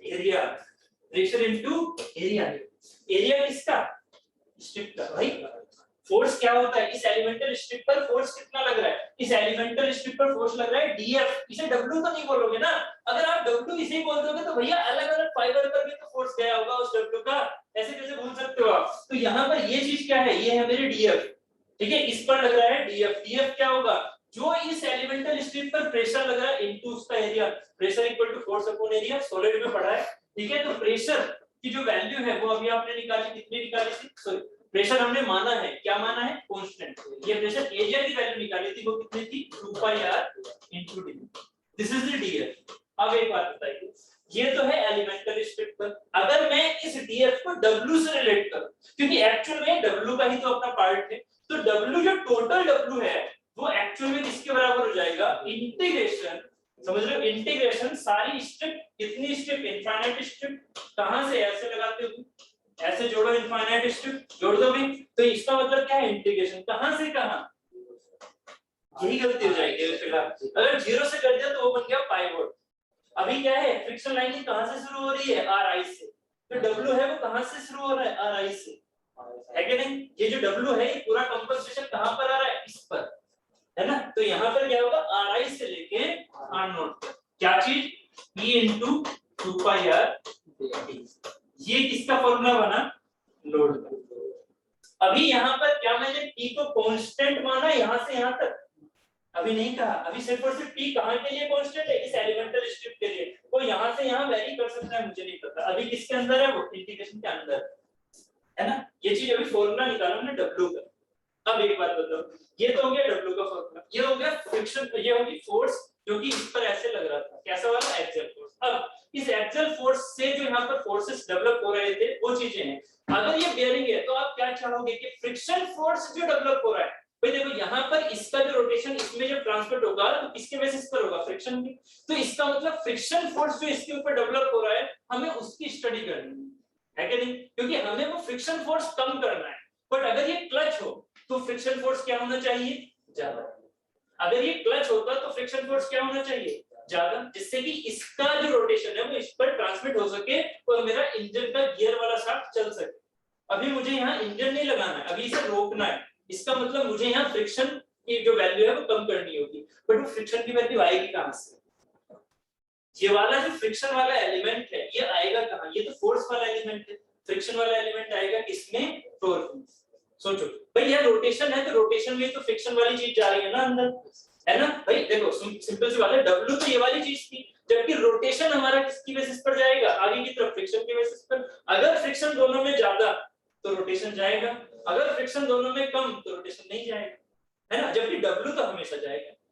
W के लिए क्लचेस या बेयरिंग डिपेंड नहीं करती है, क्लचेस बेयरिंग चेंज कब होता है, जब हम फ्रिक्शन की बात कर रहे हैं, समझ में आ रहा है, ठीक है। तो अब बस यहाँ पर ये चीज हमें आगे लेके चलनी है, ठीक है, इसको यहाँ तक की बात होती है, ठीक है। हमें ये फिगर याद रखना जो मैंने बताया, ठीक है। अभी अगर मैं बात करूं यहाँ पर फ्रिक्शन कैसे जाएगा, तो फ्रिक्शन बेसिकली क्या है, फ्रिक्शन है टॉर्क ट्रांसमिशन, है ना, टॉर्क ट्रांसमिशन। इसका जो टॉर्क है वो इस पर ट्रांसमिट हो रहा है या नहीं, तभी तो रोटेशन की बात होगी। तो टॉर्क ट्रांसमिशन यहाँ मेरा क्या होना चाहिए, बेयरिंग में टॉर्क ट्रांसमिशन, ट्रांसमिशन समझ रहे हो, मतलब एक जगह से दूसरी जगह पर ट्रांसमिट होना, एक से दूसरे पर ट्रांसमिट होना। टॉर्क ट्रांसमिशन ज्यादा होना चाहिए कम, कम, तो torque transmission should be less for their, while torque transmission should be more, होना चाहिए या नहीं, should be more for clutch. अगर क्लचेस हम पढ़ेंगे तो उसमें होना चाहिए मोर, तभी तो ये वाला जो जितने तेज ये घूम रहा है, इंजन जितने तेज घूम रहा है उतनी तेज मेरा गियर वाला शाफ्ट भी घूमे, तो इसका मतलब फ्रिक्शन अच्छा होना चाहिए, वो इसके लिए, ठीक है। अभी टॉर्क ट्रांसमिशन कितना होगा, टॉर्क ट्रांसमिशन बेसिकली क्या होता है, टी क्या होगा, टी क्या होगा, अभी यहाँ पर सोचो टॉर्क कौन सा वाले फोर्स की वजह से होगा, अभी ये फोर्स था W वाला, अब यहाँ पर फोर्स कौन सा वाला होगा जो कि इसको ट्विस्टिंग लेके जा रहा है, ट्विस्टिंग में लेके जाने के लिए फोर्स कौन सा वाला यूज करोगे, फ्रिक्शन फोर्स कहाँ लगेगा, फ्रिक्शन फोर्स ऐसे लगेगा परपेंडिकुलर, सोच के बता देना फ्रिक्शन फोर्स कैसे लगेगा, सही शायद फ्रिक्शन फोर्स कैसे लगेगा, इसके पैरेलल या परपेंडिकुलर? अभी जो आपने डीएफ लगाया वो डीएफ कैसे लगाया था? वो डीएफ इसको लगा देता हूं जरा एक सेकंड। डीएफ कैसे लगाया था? डीएफ लगाया था ऐसे, इसके perpendicular, this is the DF, है ना। जबकि फ्रिक्शन फोर्स क्या होगा? ये होगा फ्रिक्शन फोर्स। फ्रिक्शन फोर्स क्या होता है? फ्रिक्शन फोर्स क्या होता है? मोशन को अपोज करें। मोशन कब हो रहा होगा? जब इस चीज में ऐसे जा रहा होगा, इसका मतलब फ्रिक्शन फोर्स कैसे लगेगा? इसके या समझ में आ रहा है? फ्रिक्शन फोर्स लगेगा इसके पैरेलल। किस डायरेक्शन में लगेगा? इस डायरेक्शन, है कि नहीं? अगर ये चीज ऐसे जा रही है तो इस पर बेयरिंग पर ये ऐसे जो खींचेगा उसे बेयरिंग को ये ऐसे घुमाना चाहेगा ना। सोचो जरा भाई, फ्री बॉडी डायग्राम बनाओ बेयरिंग का, शाफ्ट के पोलर का नहीं, बेयरिंग का। तो बेयरिंग पर फ्रिक्शन फोर्स कैसे लगेगा? इधर की ओर, बेयरिंग पर इधर की ओर। बात क्लियर हो रहा है? ठीक है, क्योंकि ये जो पोलर है वो उसको किधर की ओर लेके जाना चाहेगा? इधर की ओर, है ना। इसको रोटेट कराना चाहेगा। तो यहाँ पर डीएफ कैसा दिखा दूंगा मैं? सॉरी, कौन सा? फ्रिक्शन फोर्स, डीएफ कैसे दिखा दूंगा? इधर। यस और नो? जल्दी से बताइए अमिताभ जी, प्रांजल जी, क्या समझ में नहीं आया इसमें? क्या चीज समझ में नहीं है? जल्दी से बताओ। कुछ भी डाउट है तो पूछो। यहाँ डीएफ हमारा इस डायरेक्शन में लग रहा है, क्या ये चीज सही है? इसके पैरेलली ऐसे लगेगा। बेयरिंग का फिगर है ना कि ये शाफ्ट का, ठीक है, ये बेयरिंग का है, तभी तो डीएफ ऐसे दिखेगा, शाफ्ट पर उल्टा दिखेगा, ठीक है, शाफ्ट पर अपोजिट दिखेगा। ठीक है, क्लियर है? गुड, ठीक, गुड, ठीक है। अमिताभ जी कोई डाउट है? जल्दी से लिखो। ठीक, यहाँ तक ये हो गया डीएफएफ। अब ये डीएफएफ की वैल्यू क्या होगी ये बताओ। जो डीएफएफ लिया मैंने, इस डीएफएफ की वैल्यू क्या होगी? डीएफएफ आप याद करो अपना 10th class. DFF friction force क्या होता था? Mu into R. भाई म्यू इनटू आर रिएक्शन। अब एक बात बताओ, ये mu into RN, basically RN ये क्या था? आरएन ये मेरा डीएफ ही तो था, डीएफ मेरा आरएन ही जो था, ठीक है। म्यू इन दोनों के बीच में फ्रिक्शन कोएफिशिएंट, ठीक है, बेयरिंग और पोलर में फ्रिक्शन कोएफिशिएंट, तो म्यू इनटू डीएफ हो गया क्या हमारे पास? डीएफएफ। तो डीएफएफ क्या हो गया मेरा? डीएफएफ हो गया म्यू इनटू डीएफ। यस और नो? ये हो गया म्यू इनटू डीएफ। लिख दूं वहां पर, ये वहां पर लिख दूं, यहाँ पर अभी मैंने क्यों लिखा अभी बताता हूँ पहले। तो ट्रांसमिशन के लिए फ्रिक्शनल समझ रहे हो? फ्रिक्शनल फोर्स हमने क्यों लिया टोटल ट्रांसमिशन के लिए? क्योंकि यही तो है जो ओमेगा क्रिएट करा रहा है। तो यहाँ पर हो गया ये DFF equal to mu into DF, है कि नहीं? अब इसी म्यू इनटू डीएफ से मतलब फ्रिक्शनल फोर्स से अगर मैं इस सेंटर के डिस्टेंस को देखूं तो परपेंडिकुलर बना, तो एक कपल बन गया नहीं है, मतलब इसके सेंस में जब यहाँ रुका हुआ है तो इसका मतलब ये रोटेशन करा रहा है, मतलब टॉर्क क्रिएट करना चाहेगा या नहीं, है ना। अब ये बस समझना है आपको कि ये जो आपके पास बेयरिंग की सरफेस है, इस पर जो मेरा फ्रिक्शनल फोर्स डेवलप हो रहा है, उसकी वजह से जो मेरा टॉर्क प्रोड्यूस होगा वो मेरा लेस होना चाहिए या मोर होना चाहिए? ये आंसर समझ रहे हो मैं क्या कहना चाह रहा हूँ? इस बेयरिंग सरफेस पर जो मेरा फ्रिक्शनल फोर्स की वजह से फोर्स प्रोड्यूस हो रहा है, उसकी वजह से जो इस सेंटर के अबाउट रोटेशन प्रोड्यूस होगा वो मेरा कम होना चाहिए ज्यादा बेयरिंग के केस कम। क्यों? क्योंकि ये जो चीज है ये हमारी चीज घूमनी नहीं चाहिए, ये मेरी बेयरिंग है, बेयरिंग अगर घूम गई तो बेयरिंग बेकार होगी, ठीक है। इसका मतलब ये जो चीज है DFF into R, DFF into R should be less, किसके लिए? बेयरिंग के। जबकि हम अगर ये फ्रिक्शन क्लच की बात कर रहे होते हैं तो यहाँ पर DFF शुड बी मोर, क्योंकि तभी हमारा क्लच काम करेगा अच्छे से। बात क्लियर होती जा रही है? तो यहाँ से DFF म्यू इनटू डीएफ। अब आप इसको क्या कर सकते हो? फॉर द टॉर्क क्या लिख सकता हूं मैं? फ्रिक्शनल फोर्स, जो कि आपको दिख रहा है कौन सा है? टेंजेंशियल डायरेक्शन में, फ्रिक्शनल फोर्स इनटू रेडियस। लिखूंगा या नहीं? हो गई, ठीक है। यही मेरा टॉर्क कहलाएगा, तो इसे मैंने बोल दिया T या DT, ये सब एलिमेंटल टॉर्क है ना। तो DT मेरा क्या हो गया? DT हो गया DFF इनटू में, ठीक है। DFF अभी क्या निकाला? म्यू इनटू डीएफ इनटू में म्यू इनटू डीएफ की वैल्यू क्या थी? डीएफ आपने अभी कैलकुलेट किया था, कहां गया भाई? डीएफ ये रहा, P इनटू 2 पाई r dr, ये नहीं, ये P into 2 pi r dr, this is the DF ना, P into 2 pi r, this is DF. अब यहां से समझिएगा, दिस इज द dt, ये dt क्या है? Torque on that elemental strip. अब ये जो torque and that elemental strip है, हमें क्या लेके चलना है? यहाँ पर P आप ये नहीं कहोगे कि ये कांस्टेंट नहीं, ये कांस्टेंट है इसके लिए, सिर्फ और सिर्फ एलिमेंटल स्ट्रिप के लिए।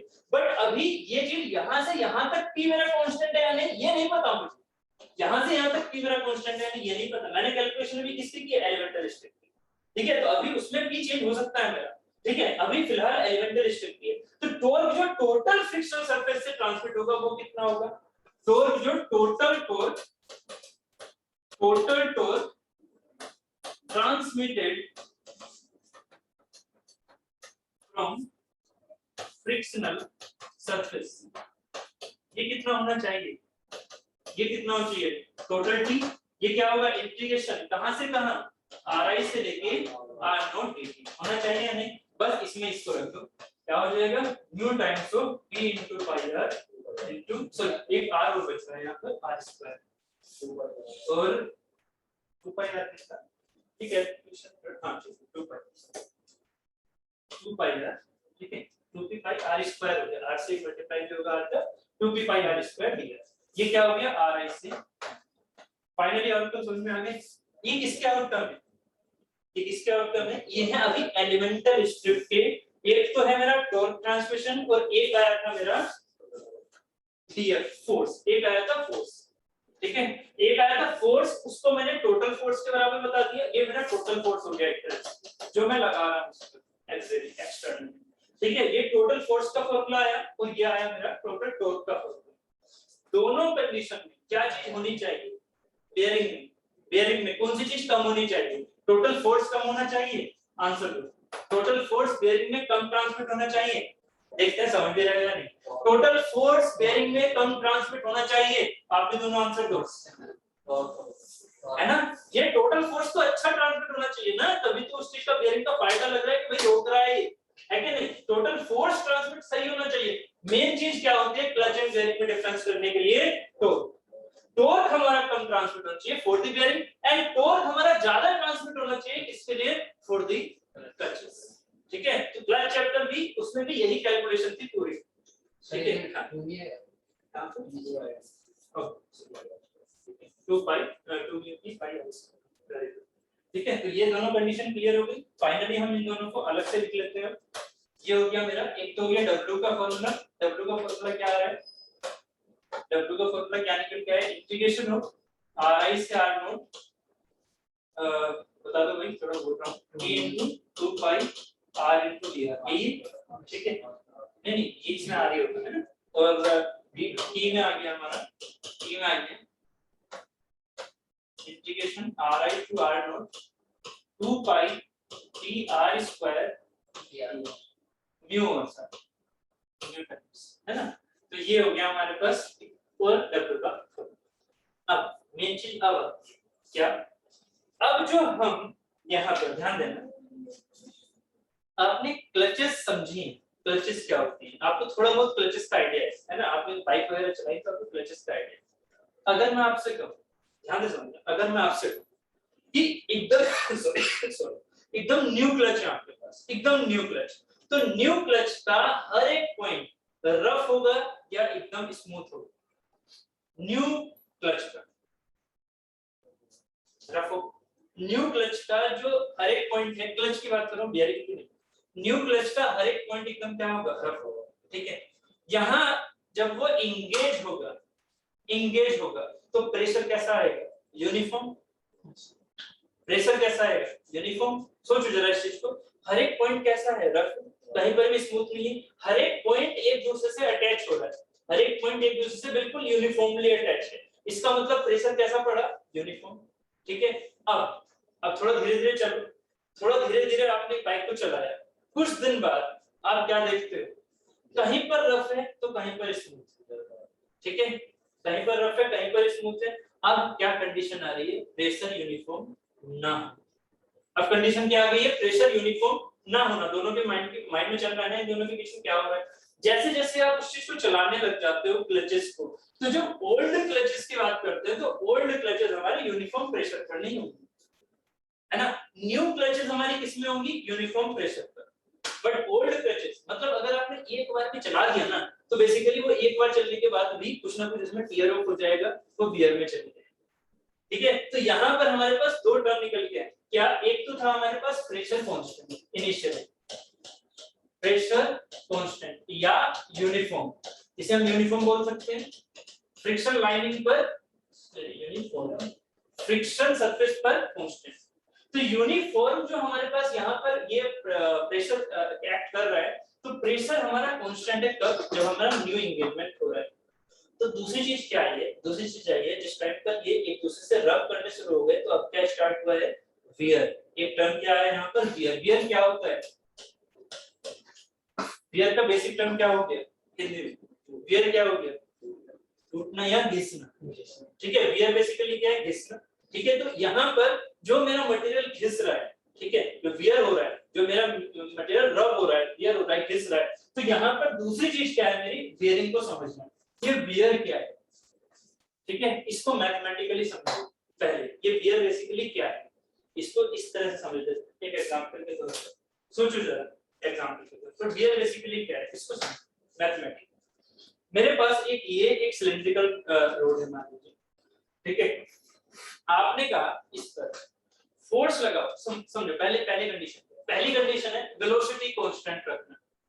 अपने माइंड में वेलोसिटी कांस्टेंट रखना, क्या करो, ध्यान से समझना, क्या करो, वेलोसिटी कांस्टेंट रखना। कैसे वेलोसिटी, ऐसे वेलोसिटी कांस्टेंट रखना। मैं अब फोर्स की बात कर रहा हूं, फोर्स ज्यादा लगाओ, ये बॉडी है, ठीक है, ये वियर्ड सरफेस है, मतलब इस पर सरफेस क्या है, रफ, ठीक है।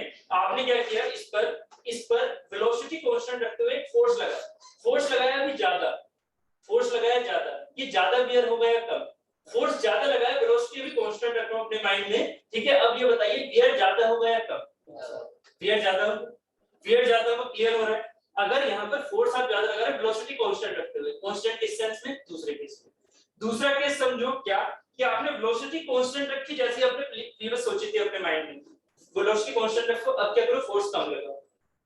अब बताओ वियर ज्यादा होगा कम, समझ में आ रही है, समझ में आ रही है। इसका मतलब वियर क्या हो रहा है, समझो इस चीज को, वियर क्या हो रहा है, वियर हमारा फोर्स पर डिपेंड कर रहा है या नहीं, फोर्स फोर्स पर डिपेंड कर रहा है। वियर हमारा प्रोपोर्शनल टू है फोर्स, जैसे वेलोसिटी कांस्टेंट रखी थी तभी ये चीज निकाली हमने, वेलोसिटी कांस्टेंट है, फोर्स क्या हुआ, बढ़ाया तो वियर बढ़ गया। वियर क्या है, एक तरह से घिसना, टूटना, रब होना, क्लियर हो रहा है। ये एक कंडीशन हो गई। दूसरी कंडीशन क्या है, दूसरी कंडीशन आपने फोर्स सेम रखो, वेलोसिटी बढ़ाओ। अब सोचो, है ना, अब सोचो, बस वही चीज मैं मैथमेटिकली प्रूव करना चाह रहा हूं। अब दूसरी कंडीशन क्या है, आपने क्या किया, फोर्स सब सेम रखना, वेलोसिटी को एक बार रखो कम, फोर्स सेम रख रहे हो, वेलोसिटी को एक बार रखो कम, ठीक है, एक वियर को। अब क्या करो, दूसरी बार फोर्स सेम रखते हो, वेलोसिटी को बढ़ा, वियर क्या हो गया, वेलोसिटी बढ़ने पर ज्यादा। इसका मतलब दूसरी चीज क्या है, जब हम फोर्स को कांस्टेंट रख रहे हैं तो वियर क्या हो रहा है, वेलोसिटी के आ रहा है, वेलोसिटी के प्रोपोर्शनल आ रहा है। अब ये शाफ्ट की स्टडी हो रही है ना, या क्लचर में भी शाफ्ट की स्टडी होगी, बियरिंग में भी शाफ्ट की स्टडी होगी। ओमेगा क्या मानते हैं हम, ओमेगा क्या मानते हैं, कांस्टेंट। भाई एक स्टडी के लिए हम ओमेगा क्या मानते हैं, कांस्टेंट। हम जो स्टार्टिंग में लोड देते हैं, पावर देते हैं 2 पाई nt/60, n क्या मानते हैं, कांस्टेंट, कि एक वेलोसिटी से हमारी जो शाफ्ट है वो घूम रही है, तो हमने ओमेगा क्या कर दिया, कांस्टेंट। ये वियर है, ये है ओमेगा, दोनों में डिफरेंस समझना। आपने स्टार्टिंग से पढ़ा है, 9th क्लास से पढ़ा है, क्या होता है, v इक्वल टू, पढ़ा है ये चीज, v equal to r omega. हमारी जो स्पीड है, जो मैं स्पीड ऐसे दिखा रहा था, वो टेंजेंशियल स्पीड तो थी, है ना। तो ये जो v है proportional to r omega, equal to r omega, ओमेगा क्या है, कांस्टेंट। तो v प्रोपोर्शनल टू किसके आ गई, r की, v प्रोपोर्शनल टू किसके आ गई, r के। इसका मतलब वियर किसके प्रोपोर्शनल आ गया, r, वियर किसके प्रोपोर्शनल आ गया, r के। तो यहां से हम एक कंक्लूजन निकाल सकते हैं या नहीं, कि वियर हमारा किस किसके प्रोपोर्शनल आ रहा है, वियर प्रोपोर्शनल आ रहा है फोर्स के, एंड वियर प्रोपोर्शनल आ रहा है r के, रेडियस। ये समझ में आया नहीं है वाली चीज, क्योंकि हम यहाँ पर एक शाफ्ट की बात कर रहे हैं, शाफ्ट में ओमेगा कांस्टेंट होता है, तो v proportional to r omega, मतलब वेलोसिटी। अगर हमारे पास वियर प्रोपोर्शनल टू वेलोसिटी, अभी समझा आपने, wear proportional to velocity, velocity कहां की बढ़ेगी, वेलोसिटी कहां की बढ़ेगी, जहां का r ज्यादा होगा, भाई उसी की तो वेलोसिटी ज्यादा होगी ना, क्यों, क्योंकि ओमेगा कांस्टेंट। भाई शाफ्ट के लिए ओमेगा कांस्टेंट होता है या नहीं, हर एक एलिमेंट के लिए, हर एक एलिमेंटल स्ट्रिप के लिए यहाँ पर भी ओमेगा कांस्टेंट होता है या नहीं, यहाँ पर भी ओमेगा कांस्टेंट होता है या नहीं? हर जगह ओमेगा कांस्टेंट होता है। v क्या कांस्टेंट होता है? नहीं, v क्या होता है? r के प्रोपोर्शनल। इसका मतलब जो आप वेलोसिटी ज्यादा दूर पर लोगे वो वेलोसिटी ज्यादा होगी, जो वेलोसिटी पास में लोगे वो वेलोसिटी कम होगी। कौन सी? Linear velocity. ओमेगा कांस्टेंट है, शाफ्ट है भैया, ओमेगा कांस्टेंट है तो वेलोसिटी क्या होगी? r के हिसाब से बढ़ेगी। इसीलिए तो हमने ये वाला फार्मूला आज तक पढ़ा है, ये हम पहले से ही पढ़ते आ रहे हैं। कब? जब ओमेगा कांस्टेंट होता है तो विद प्रोपोर्शनल होता है r के। r रेडियस बढ़ती है तो वेलोसिटी बढ़ती है, अगर ओमेगा कांस्टेंट है तो यहीं से हम फाइनली आउटकम तक क्या निकले कि वियर भी प्रोपोर्शनल टू आगे किसके? r। अगर ओमेगा कांस्टेंट है तो ओमेगा कांस्टेंट होगा शाफ्ट के लिए 100%। ठीक है, तो यहां से हमने क्या निकाल लिया outcome? Wear is proportional to, wear is proportional to क्या आ गया? ठीक है, या फिर P फोर्स इनटू R। ठीक है, बात क्लियर हो गई? ठीक है, क्लियर है? अब ये फोर्स ही क्या था मेरा? अगर एलिमेंटल स्ट्रिप के हिसाब से लेके चलूंगा तो wear is proportional to pressure into radius हो जाएगा, है ना? प्रेशर हो जाएगा। फोर्स क्या है? P इनटू 2 पाई r dr। ठीक है, तो ये यहाँ पर क्या हो जाएगा? प्रेशर इनटू, ये आपने वो कांस्टेंट मान लिया उस एलिमेंटल स्ट्रिप का, तो यहाँ पर क्या हो गया? Into r। तो wear is proportional to into, ये सुन, ठीक है, वियर प्रोपोर्शनल टू हो जाता है इनटू r के। तो इसका मतलब अगर मेरा वियर यूनिफॉर्म, अगर मेरा वियर यूनिफॉर्म, यूनिफॉर्म वियर होने का मतलब कांस्टेंट वियर होना, समझ रहे हो? कांस्टेंट वियर होना। थोड़ा सा अगर आप इसे विजुअलाइज करोगे ना तो सोचना कि वियर कांस्टेंट होने का मीनिंग क्या होगा? प्रेशर हमारा कहां-कहां ज्यादा होना चाहिए? इसके फिगर को समझने की कोशिश करो, यहां से इसके फिगर को समझने की कोशिश करो, यहां से ऐसे, यहां से आप इस चीज को ऐसे समझोगे थोड़ा इजी समझ में आ जाएगा। वियर एक्चुअल में यूनिफॉर्म कैसे होगा? प्रेशर यूनिफॉर्म होना ज्यादा टफ नहीं है फाइनली।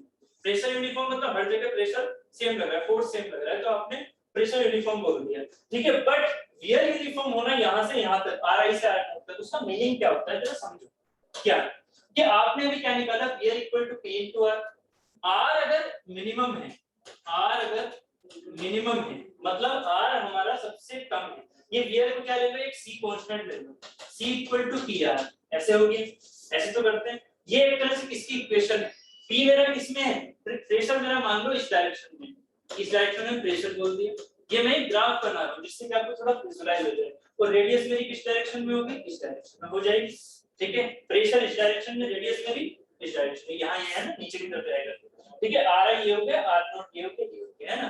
तो मैं जो रेफरेंस लेके चला, ये रेफरेंस मैंने ये ले लिया ऐसे, ये तो बीच में तो गैप है, इसका तो कोई मतलब नहीं, तो ये रेफरेंस हो गया। अब एक बात बताओ, वियर यूनिफॉर्म होने का मतलब ये है कि जो यहाँ पर रेडियस कम है, रेडियस कम है, अगर मैं वियर यूनिफॉर्म बोलूंगा यहाँ से यहाँ तक, तो मेरे पास जहां रेडियस कम होगी वहां पर प्रेशर ज्यादा होगा या नहीं?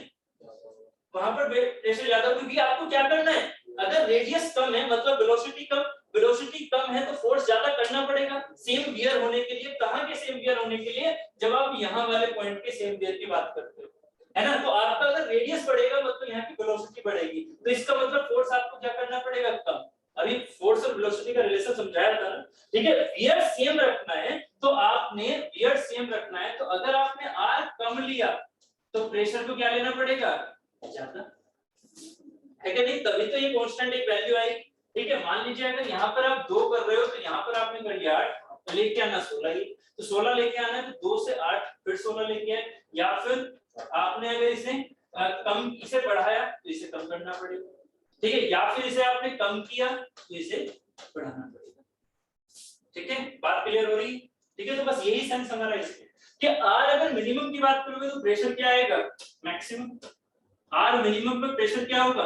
मैक्सिमम। ये प्रेशर का हो गया मैग्नीट्यूड, है ना? डायरेक्शन प्रेशर की होती नहीं, ये मैग्नीट्यूड हो गया। ठीक है, उसके बाद यहाँ वाला प्रेशर क्या होगा? सबसे कम, यहाँ का सबसे कम।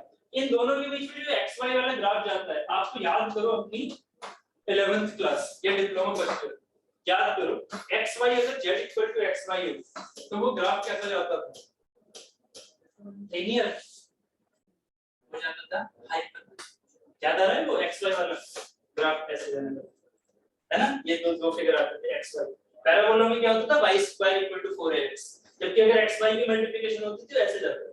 ठीक है, तो यहाँ पर भी ग्राफ कैसा जाएगा, क्लियर है ना, हाइपरबोला। बात समझ में आ रही है? तो यही ग्राफ यहाँ पर कैसा होगा, आउटर पर सबसे कम, इनर पर सबसे ज्यादा। तो यहाँ जो r मैक्सिमम है, r मैक्सिमम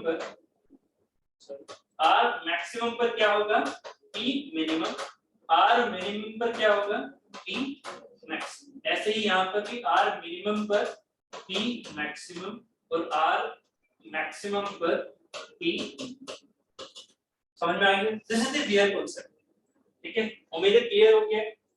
ठीक है, उम्मीद है क्लियर है, क्लियर कांसेप्ट यहाँ पर क्लियर हो गया। ठीक, अब हमें क्या करना है, अब हमें सिंपल मैथ्स लेके चलना है। मैथ्स कौन सा, ये वाला। इफ, अब यहाँ पे ये चीज लेके चलो, इफ फर्स्ट, इफ यूनिफॉर्म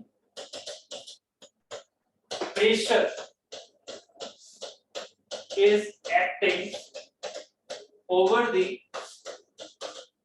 ये दो चैप्टर एक साथ चल रहे हैं, ठीक है, तो टाइम हमारा बच रहा है। ओवर द फ्रिक्शन सरफेस, तो इसे हम बोलते हैं यूनिफॉर्म प्रेशर थ्योरी। इसे हम बोलते हैं यूनिफॉर्म प्रेशर थ्योरी। क्लियर है? इस यूनिफॉर्म प्रेशर थ्योरी में क्या निकलेगा, इस यूनिफॉर्म प्रेशर थ्योरी में क्या निकलेगा, यूनिफॉर्म प्रेशर थ्योरी में हमारे पास एक तो है W, W की वैल्यू अभी क्या आई थी, Ri से R नोट 2 पाई PR into dr। ठीक है, अगर मैं यूनिफॉर्म प्रेशर थ्योरी लगाऊंगा, है ना, अगर वो यूनिफॉर्म प्रेशर थ्योरी से काम कर रहा है, मतलब हर जगह प्रेशर सेम है, तो new bearing and new clutches के लिए प्रेशर क्या होगा, सेम। ठीक है, तो इसका मतलब यहाँ पर हम क्या ले सकते हैं, P को बाहर, ठीक है, Ri से R नोट 2 पाई R dr। ठीक है, P into ये कितना हो जाएगा, 2 पाई तो बाहर ले लो, R का स्क्वायर, ठीक है, बाई 2, तो बाई 2 को मैंने बाहर ले लिया। ठीक है, कैलकुलेशन सीधा कर रहा हूँ, कोई दिक्कत हो तो बताना। यहाँ पे क्या हो जाएगा, R नोट का स्क्वायर माइनस Ri का स्क्वायर, कोई दिक्कत तो नहीं। ठीक है, दिस इज W, सो यहाँ से P की वैल्यू क्या आ गई, W तो हमें गिवन होता है ना, एक्सटर्नल लोड हमेशा गिवन होगा, तो P इक्वल टू क्या आ जाएगा, 2 से 2 कैंसिल कर दो, क्या आ गया, W upon 5 R note square minus R square. एक तो फॉर्मूला आपको ये याद रखना है, ये किसके लिए है, U P T के लिए। ठीक है, ये फॉर्मूले सीधे आते हैं। अब यहाँ से वो समझो जो ऑब्जेक्टिव आपके क्वेश्चन बनते हैं, एक ये डायरेक्टली बनता है। ठीक है, दूसरा UPT के लिए T की वैल्यू क्या होगी, Ri से लेके R note mu times of 2 pi P R square dr। ठीक है, इसको सॉल्व कर दो, क्या हो गया, म्यू बाहर, अगर ये UPT है तो ये भी बाहर, 2 पाई भी बाहर, क्या बचेगा, R स्क्वायर, मतलब R क्यूब हो जाएगा, डिवाइडेड बाय 3 हो जाएगा, तो 3 नीचे ले आऊं। ठीक है, R क्यूब कर दूं सीधा, मतलब R note cube minus Ri cube, इसमें कोई दिक्कत नहीं। ठीक है, तो यहां से हमारे पास क्या निकल के आ गया, T इक्वल टू, ये T इक्वल टू दिस है। अब T की वैल्यू क्या थी, आपने T की वैल्यू निकाल ली, एक्सटर्नली चीज आपको P नहीं दे रखी है, आपको प्रेशर थोड़ी देते हैं, आपको क्या देते हैं, एक्सटर्नल लोड, वो क्या है W, तो W के टर्म्स में P की वैल्यू रखते हैं, है ना, हमें तो W पता होता है ना, तो यहाँ पर क्या आ जाएगा, म्यू 2/3 को आगे लिख दो, पाई को यहाँ लिख दो, P की वैल्यू लिख दो, कितनी आ गई, W upon pi R note square minus R square into R note cube minus R, ये हमारी UPT चल रही है। ठीक है, तो यहाँ से हमारे पास क्या निकल के आ गया, पाई से pi cancel, 2/3 mu W R note cube minus Ri cube divided by R note square minus R square. ठीक है, R note minus Ri cube कटेगा भी, बट यही फॉर्मूला याद है। ठीक है, आप इस चीज को आगे सॉल्व कर सकते हो, बट इसकी जरूरत नहीं। ठीक है, यहाँ से हमारे पास क्या है, ये जो फॉर्मूला निकल के आया, ये भी आपको याद रखना है, ये बिना याद रखे काम नहीं चलेगा, ये याद रखो कि ये भी किसके लिए, क्योंकि मैं यहाँ कुछ और वर्ड बोलने वाला हूँ, वो वर्ड आपसे डायरेक्टली पूछेंगे, यहाँ पूछी जाती है R इफेक्टिव। यूपीटी के लिए ऑब्जेक्टिव क्वेश्चन ये आता है निकल के आपका कि यूपीटी के लिए फॉर यूपीटी आर इफेक्टिव बताएंगे, ये आता है ऑब्जेक्टिव, वो कितनी होती है आर इफेक्टिव होता है mu into W into R effective. कैसे कैसे फॉर्मूला याद करो, पी क्या था म्यू इनटू एफ फ्रिक्शन वाला, म्यू इनटू एफ और म्यू इनटू एफ क्या था मेरे पास, ठीक है मैंने फॉर्मूला गलत नहीं ठीक एफ क्या था मेरे पास, सॉरी ये है ना r into f ना, ठीक है t equal to r into f f की वैल्यू क्या है mu into f, अब ठीक है mu into f into r, बस यही मेरा क्या हो गया जनरल फार्मूला हो गया, ये जनरल फार्मूला हो गया जिसमें क्या है प्रोडक्ट है mu का प्रोडक्ट है फोर्स का प्रोडक्ट है और रेडियस का प्रोडक्ट है, बस इसी चीज को आप यहाँ क्या लिख सकते हो mu तो आपको पता है, f क्या है टोटल एक तरह से फोर्स, टोटल फोर्स कितना है मेरा यहाँ, टोटल फोर्स मेरा कितना है यहाँ W, बहुत बढ़िया, और R क्या हो गया R, ठीक है तो इससे रिलेट करोगे इस फॉर्मूले, समझ रहे हो मेरी बात, इस फॉर्मूले से रिलेट करो इस फॉर्मूले को, तो यहां से निकल के आती है R, तो वो इफेक्टिव रेडियस जहां तक मेरा हम उसको इक्विवेलेंट W के हिसाब से इक्वेट कर सकते हैं, तो वो सिंपल हमारा R इफेक्टिव ऑब्जेक्टिव क्वेश्चन में पूछा जाता है, तो यहाँ क्या हो जाएगा म्यू W एक चीज हो गई, ठीक है म्यू W एक चीज हो गई, अब क्या बचा अंदर 2/3 r not cube minus ri cube upon r not square minus ri square, so r effective will be, r effective यहां लिख रहा हूं अलग से, r इफेक्टिव क्या हो जाएगा फॉर यूपीटी क्या हो जाएगा 2/3 r not cube minus ri cube upon r not square minus ri square, please ये याद डायरेक्टली लिखना, ठीक है यूपीटी के लिए आपको यूडब्ल्यूटी वाला भी देंगे ऑप्शन में, बट ये यूपीटी वाला है, ठीक है यहां तक क्लियर हो गया, आगे चलिए ये हो गया आर इफेक्टिव तक का, ठीक है अब चलते हैं हम इफ यूनिफॉर्म प्रेशर एक्टिंग, अब हम लेके चलते हैं इफ यूनिफॉर्म वियर एक्टिंग, तब क्या होगा सेकंड केस है if uniform wear acting, wear समझ में आ गया ना, यूनिफॉर्म वियर एक्टिंग की बात करेंगे तो क्या होगा इनिशियल रेडियस पर ज्यादा प्रेशर होगा, प्रेशर कैसे वेरी करेगा हाइपरबोलिक लास्ट तक, अगर वो ऐसे वेरी कर रहा है तो वो क्या कहलाएगा यूनिफॉर्म वियर, है ना हर एक रेडियस के हिसाब से, प्रेशर कैसे वेरी कर रहा है हाइपरबोलिक, ठीक है लास्ट वाले पर सबसे कम प्रेशर, ठीक है तो तब होगा uniform wear, uniform wear acting तो उसको हम क्या कहते हैं ऑन द फ्रिक्शन सरफेस, तो इसी को हम बोलते हैं यूनिफॉर्म वियर थ्रू, इसी को हम बोलते हैं यूनिफॉर्म वियर थ्रू UW, ठीक है UW, अब UWT के हिसाब से बताओ W की वैल्यू क्या है RI से लेके R not P into 2 pi R into DR, इसको जरा करो यूनिफॉर्म वियर थ्योरी में क्या आप P बाहर ले सकते हो, बताइए प्रांजलि बताइए क्या हम P को बाहर ले सकते हैं UWT में, नहीं क्यों क्यों नहीं ले सकते हैं, क्योंकि यहाँ प्रेशर कांस्टेंट नहीं है, बट क्या चीज कांस्टेंट है, कौन सी चीज को हम बाहर ले सकते हैं ना, R भी कांस्टेंट है, अभी हमने क्या लिया था पाई तो कांस्टेंट है वो तो हम ले सकते हैं ना, 2 पाई तो ले ही सकते हैं, एक चीज और है जो हम बाहर ले सकते हैं,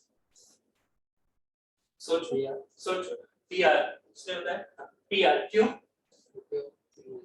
नहीं P into R, P into R क्यों हम बाहर ले सकते हैं, यूनिफॉर्म वियर थ्योरी भूल गए, यूनिफॉर्म वियर थ्योरी में wear is proportional to PR, मतलब वियर क्या था, वियर एक तरह से PR के साथ में एक कांस्टेंट था या नहीं, CPR था या नहीं था, वियर जो था वो CPR था, ठीक है तो हम इस C को या एक कांस्टेंट को PR बोल सकते थे, जैसे मैंने यहाँ पर ये लिखा भी था C इक्वल टू PR, तो हम एक C एक कांस्टेंट को PR लेके चल सकते हैं, PR प्रोडक्ट, ठीक है ना, तो प्रोडक्ट इसका क्या है कांस्टेंट, तो हम इसके प्रोडक्ट को P into R के प्रोडक्ट को हम कांस्टेंट बोल सकते हैं, दैट इज द C, ठीक है that is the C, integration क्या क्या बचेगा, गलती मत करना आप कहोगे कि यार RI और R नोट के अंदर से R को कैसे बाहर ले लिया, अभी वियर समझाया, ये P और R का प्रोडक्ट है जो कि हमेशा कांस्टेंट रहेगा अगर वो UWT है तो हम बाहर ले सकते हैं C को। तो C क्या है मेरा, C क्या है यहाँ पर PR, ठीक है, C है मेरा PR।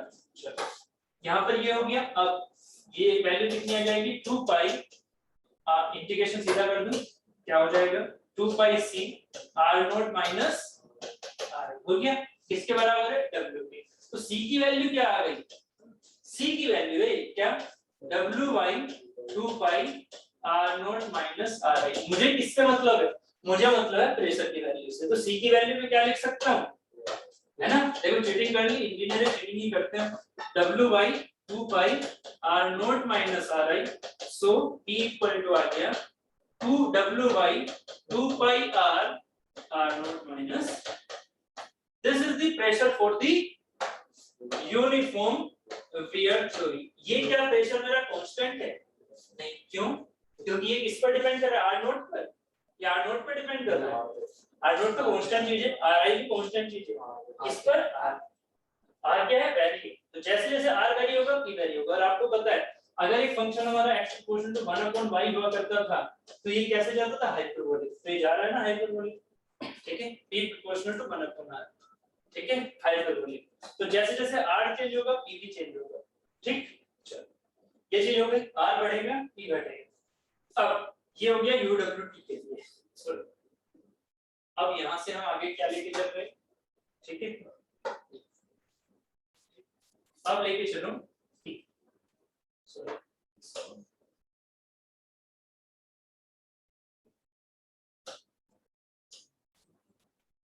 ठीक है, अब लो T के हिसाब।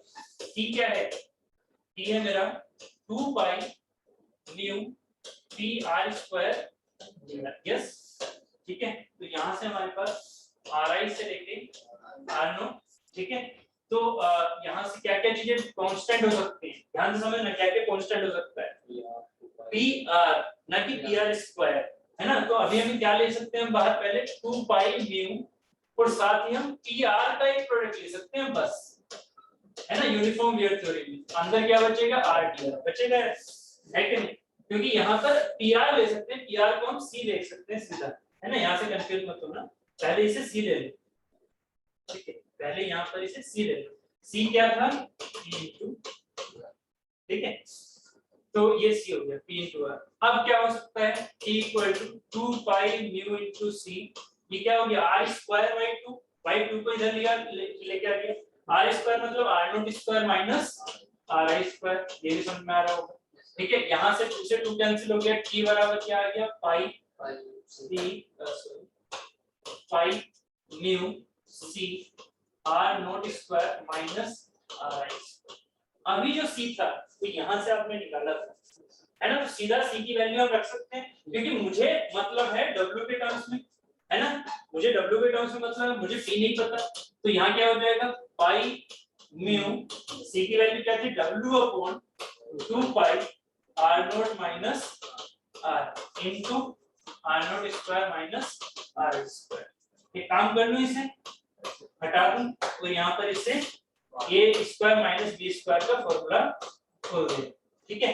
तो यहाँ से ये चीजें कैंसिल, क्या बचा, फाइनल हो गया हमारे पास T equal to mu W pi, ये पाई से कैंसिल हो जाएगा बिल्कुल रहेगी, ठीक है, म्यू W इनटू में R नोट या RI plus R note Y में ये आ गया। अब इसमें बताइए this is the formula for the UW, है ना, UW तो ये वाला बचेगा, है ना, ये वाला नीचे आया था ना ये वाला, ठीक है। अब ये हो गया UW। अब यहाँ से हम R इफेक्टिव बता सकते हैं, R effective for the UWT क्या हो जाएगी mu into W into R effective, so it will be RI plus R0 divided by, ये फॉर्मूला भी सीधा पूछा जाता है काफी, RI plus R, this is the UW। ये मेरा सिर्फ और सिर्फ बियरिंग नहीं, ये मेरा क्लचेस चैप्टर भी, क्लचेस में भी यही स्टडी, ठीक है, बिल्कुल सेम, ठीक है। यहाँ पे समझ में आ गया, this is UWT and UPT का कॉम्बिनेशन, ठीक है। अब ये हो गई सारी हमें डिजाइन इक्वेशन हो गई और इक्वेशन हो गई। ठीक है। उसके बाद कंफ्यूजन ये वाला, ठीक है, वो चीजें मैंने पहले ही मतलब इसमें कर दी स्लाइड में ही, ठीक है। अब कंफ्यूजन, अगर मैं बेयरिंग की बात करूं, कंफ्यूजन यहां से पढ़ूं खुद से निकालो, UWT एंड UPT, ठीक है। पहले आप UPT एंड UWT में फ्रिक्शनल लॉसेस का चेक करो। क्वेश्चन में ये आपसे लेके चल रहा हूं, यहां से ये क्वेश्चन लेके चलो, खुद से करो इसे। फ्रिक्शनल तो relation between UWT and UPT, जरा निकालना भाई। Torque relation between UPT and UWT। Torque relation basically किससे आएगा? फ्रिक्शनल पावर, है ना। पावर क्या है हमारी? Power for UPT and power for UWT, ये फॉर्मूला निकालना। Power for UPT and power for UWT क्या होगा? T for UPT into omega, omega क्योंकि कांस्टेंट लेना है ना, और ये क्या हो जाएगा? T for UWT into omega. Basically ये चीज तो कैंसिल होगी, क्या बचेगा? T for UPT upon T for UWT। Value लिख दो। UPT पहले निकाली थी, कितनी आई थी? 2/3 mu W R not cube minus RI cube upon R not square minus RI square, ठीक है, divided by T for UWT कितना होगा? Sorry UW R not plus RI divided by 2। अब एक काम करो, थोड़ा इसको इजी बनाने के लिए, तो मैंने आपसे बोला था ना ये किसका है? पोलर बेयरिंग का। आप एक काम करो और फ्लैट पाइवट बेयरिंग के लिए निकाल दो। इसमें फायदा क्या लगेगा मुझे? RI क्या रखूंगा? 0। बहुत बढ़िया। R नॉट क्या रख लो? R के बराबर, है ना, कोई भी एक वैल्यू आ, ठीक है।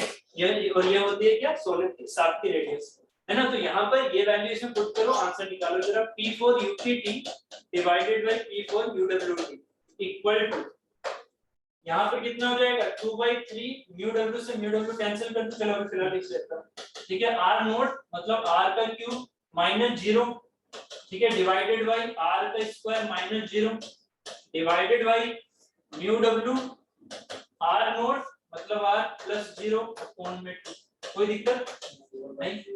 यहाँ से क्या निकल के आएगा? म्यू W से mu W cancel, 2/3 into R cube upon में R क्यूब हो गया, R क्यूब से R क्यूब कैंसिल मतलब 1, मतलब 2/3। 2/3 की वैल्यू क्या होती है? 0.66। 4/3 क्या? हाँ 2 ऊपर हो जाएगा, हाँ ठीक है, ये आ जाएगा 2 ऊपर जाएगा, ये 2 ऊपर भी तो जाएगा, ठीक है। तो ये हो जाएगा 4/। अब वैल्यू निकालो, कितनी आ गई? 1.33, है ना, 1.33। अब ये जो 1.33 आ रहा है, ठीक है, इससे रिलेट कर PUPT upon PUWT equal to 1.33, so equal to greater than 1। इसका मतलब पावर UPT में ज्यादा है पावर UWT। अब जरा ये समझो, यहां से जो हमारे पास ये आउटकम निकल के आया, इसे हमें बियरिंग और क्लचेस दोनों के लिए पूछना है। बियरिंग के लिए power for UPT is greater than power for UWT। ऐसे ही मैं यहाँ क्लचेस के लिए लिख रहा हूँ। क्लचेस के लिए क्या मेरा रिलेशन अलग है? नहीं ना, रिलेशन तो यही। ऐसे तो है नहीं कि मैं इसका रिलेशन उल्टा कर दूंगा, नहीं ना, ये तो रिलेशन दोनों से। अब मुझे यूजफुलनेस बताइए। जो बेयरिंग है उसमें मेरा यूनिफॉर्म प्रेशर थ्योरी में जो पावर लॉस हो रहा है वो ज्यादा हो रहा है, तो बेयरिंग पावर लॉस ज्यादा करना चाहिए या नहीं?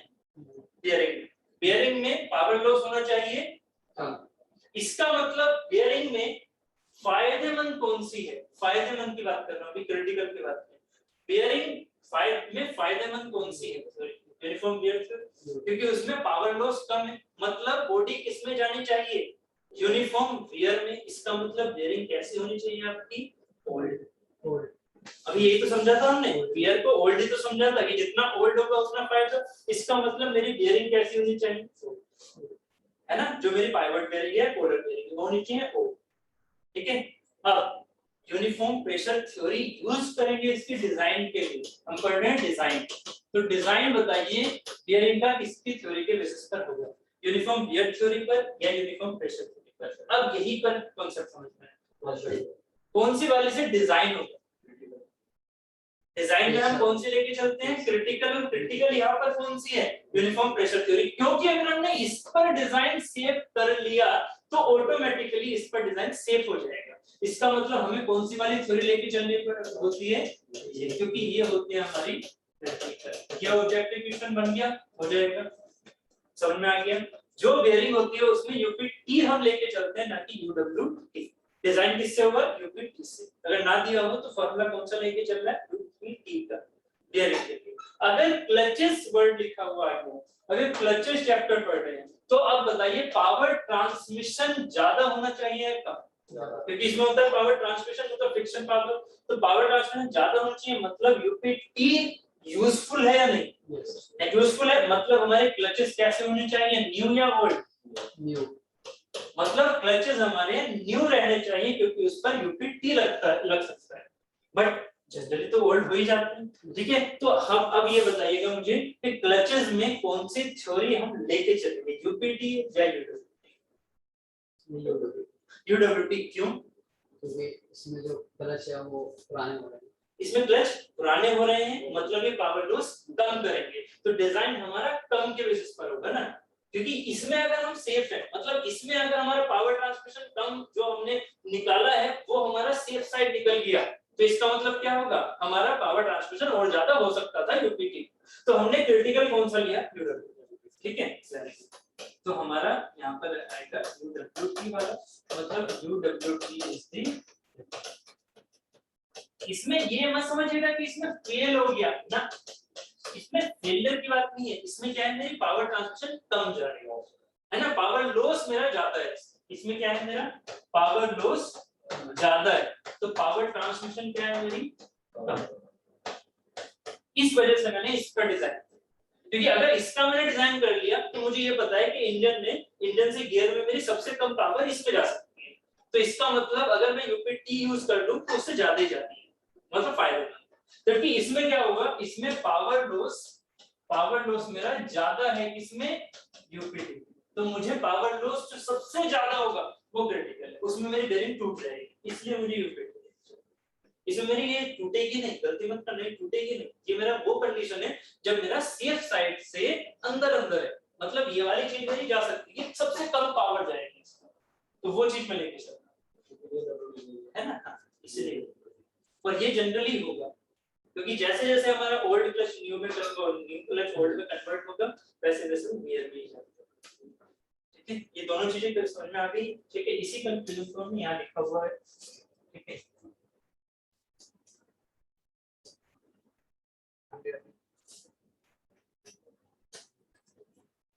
If unless otherwise mentioned, UPT is used because of the more power loss in the UPT in UPT हम यूज करेंगे अगर हमें नहीं दिया हुआ। कंक्लूजन क्या है, फ्रॉम द इक्वेशंस जो हमने अभी निकाली है, we can conclude that power loss of friction torque as per uniform pressure theory is more than the power loss of friction force as the UPT is greater than UWT आया था, hence for the same design of bearing, if unless otherwise mentioned, it is better to use UPT because power loss occurs in the bearing while overcoming the friction forces, ठीक है।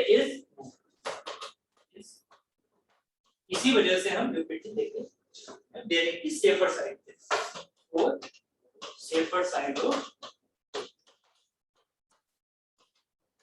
ठीक है। अभी हमने bearing chapter पढ़ा है, तो मैंने बेयरिंग का ही कंक्लूजन लिखा हुआ है, क्लच वाले चैप्टर में लिखवा दिया, ठीक है।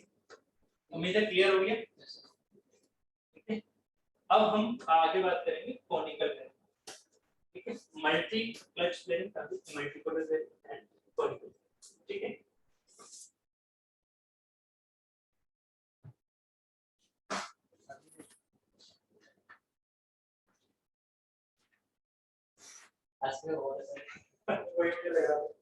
ठीक है। तो पांडे जी समझ में आ गया सारी चीजें, क्या बात है यार, आपके भी आंसर आ रखे हैं, यूडब्ल्यूटी यूपीटी यूडब्ल्यूटी, ठीक है। हाँ, एक ये भी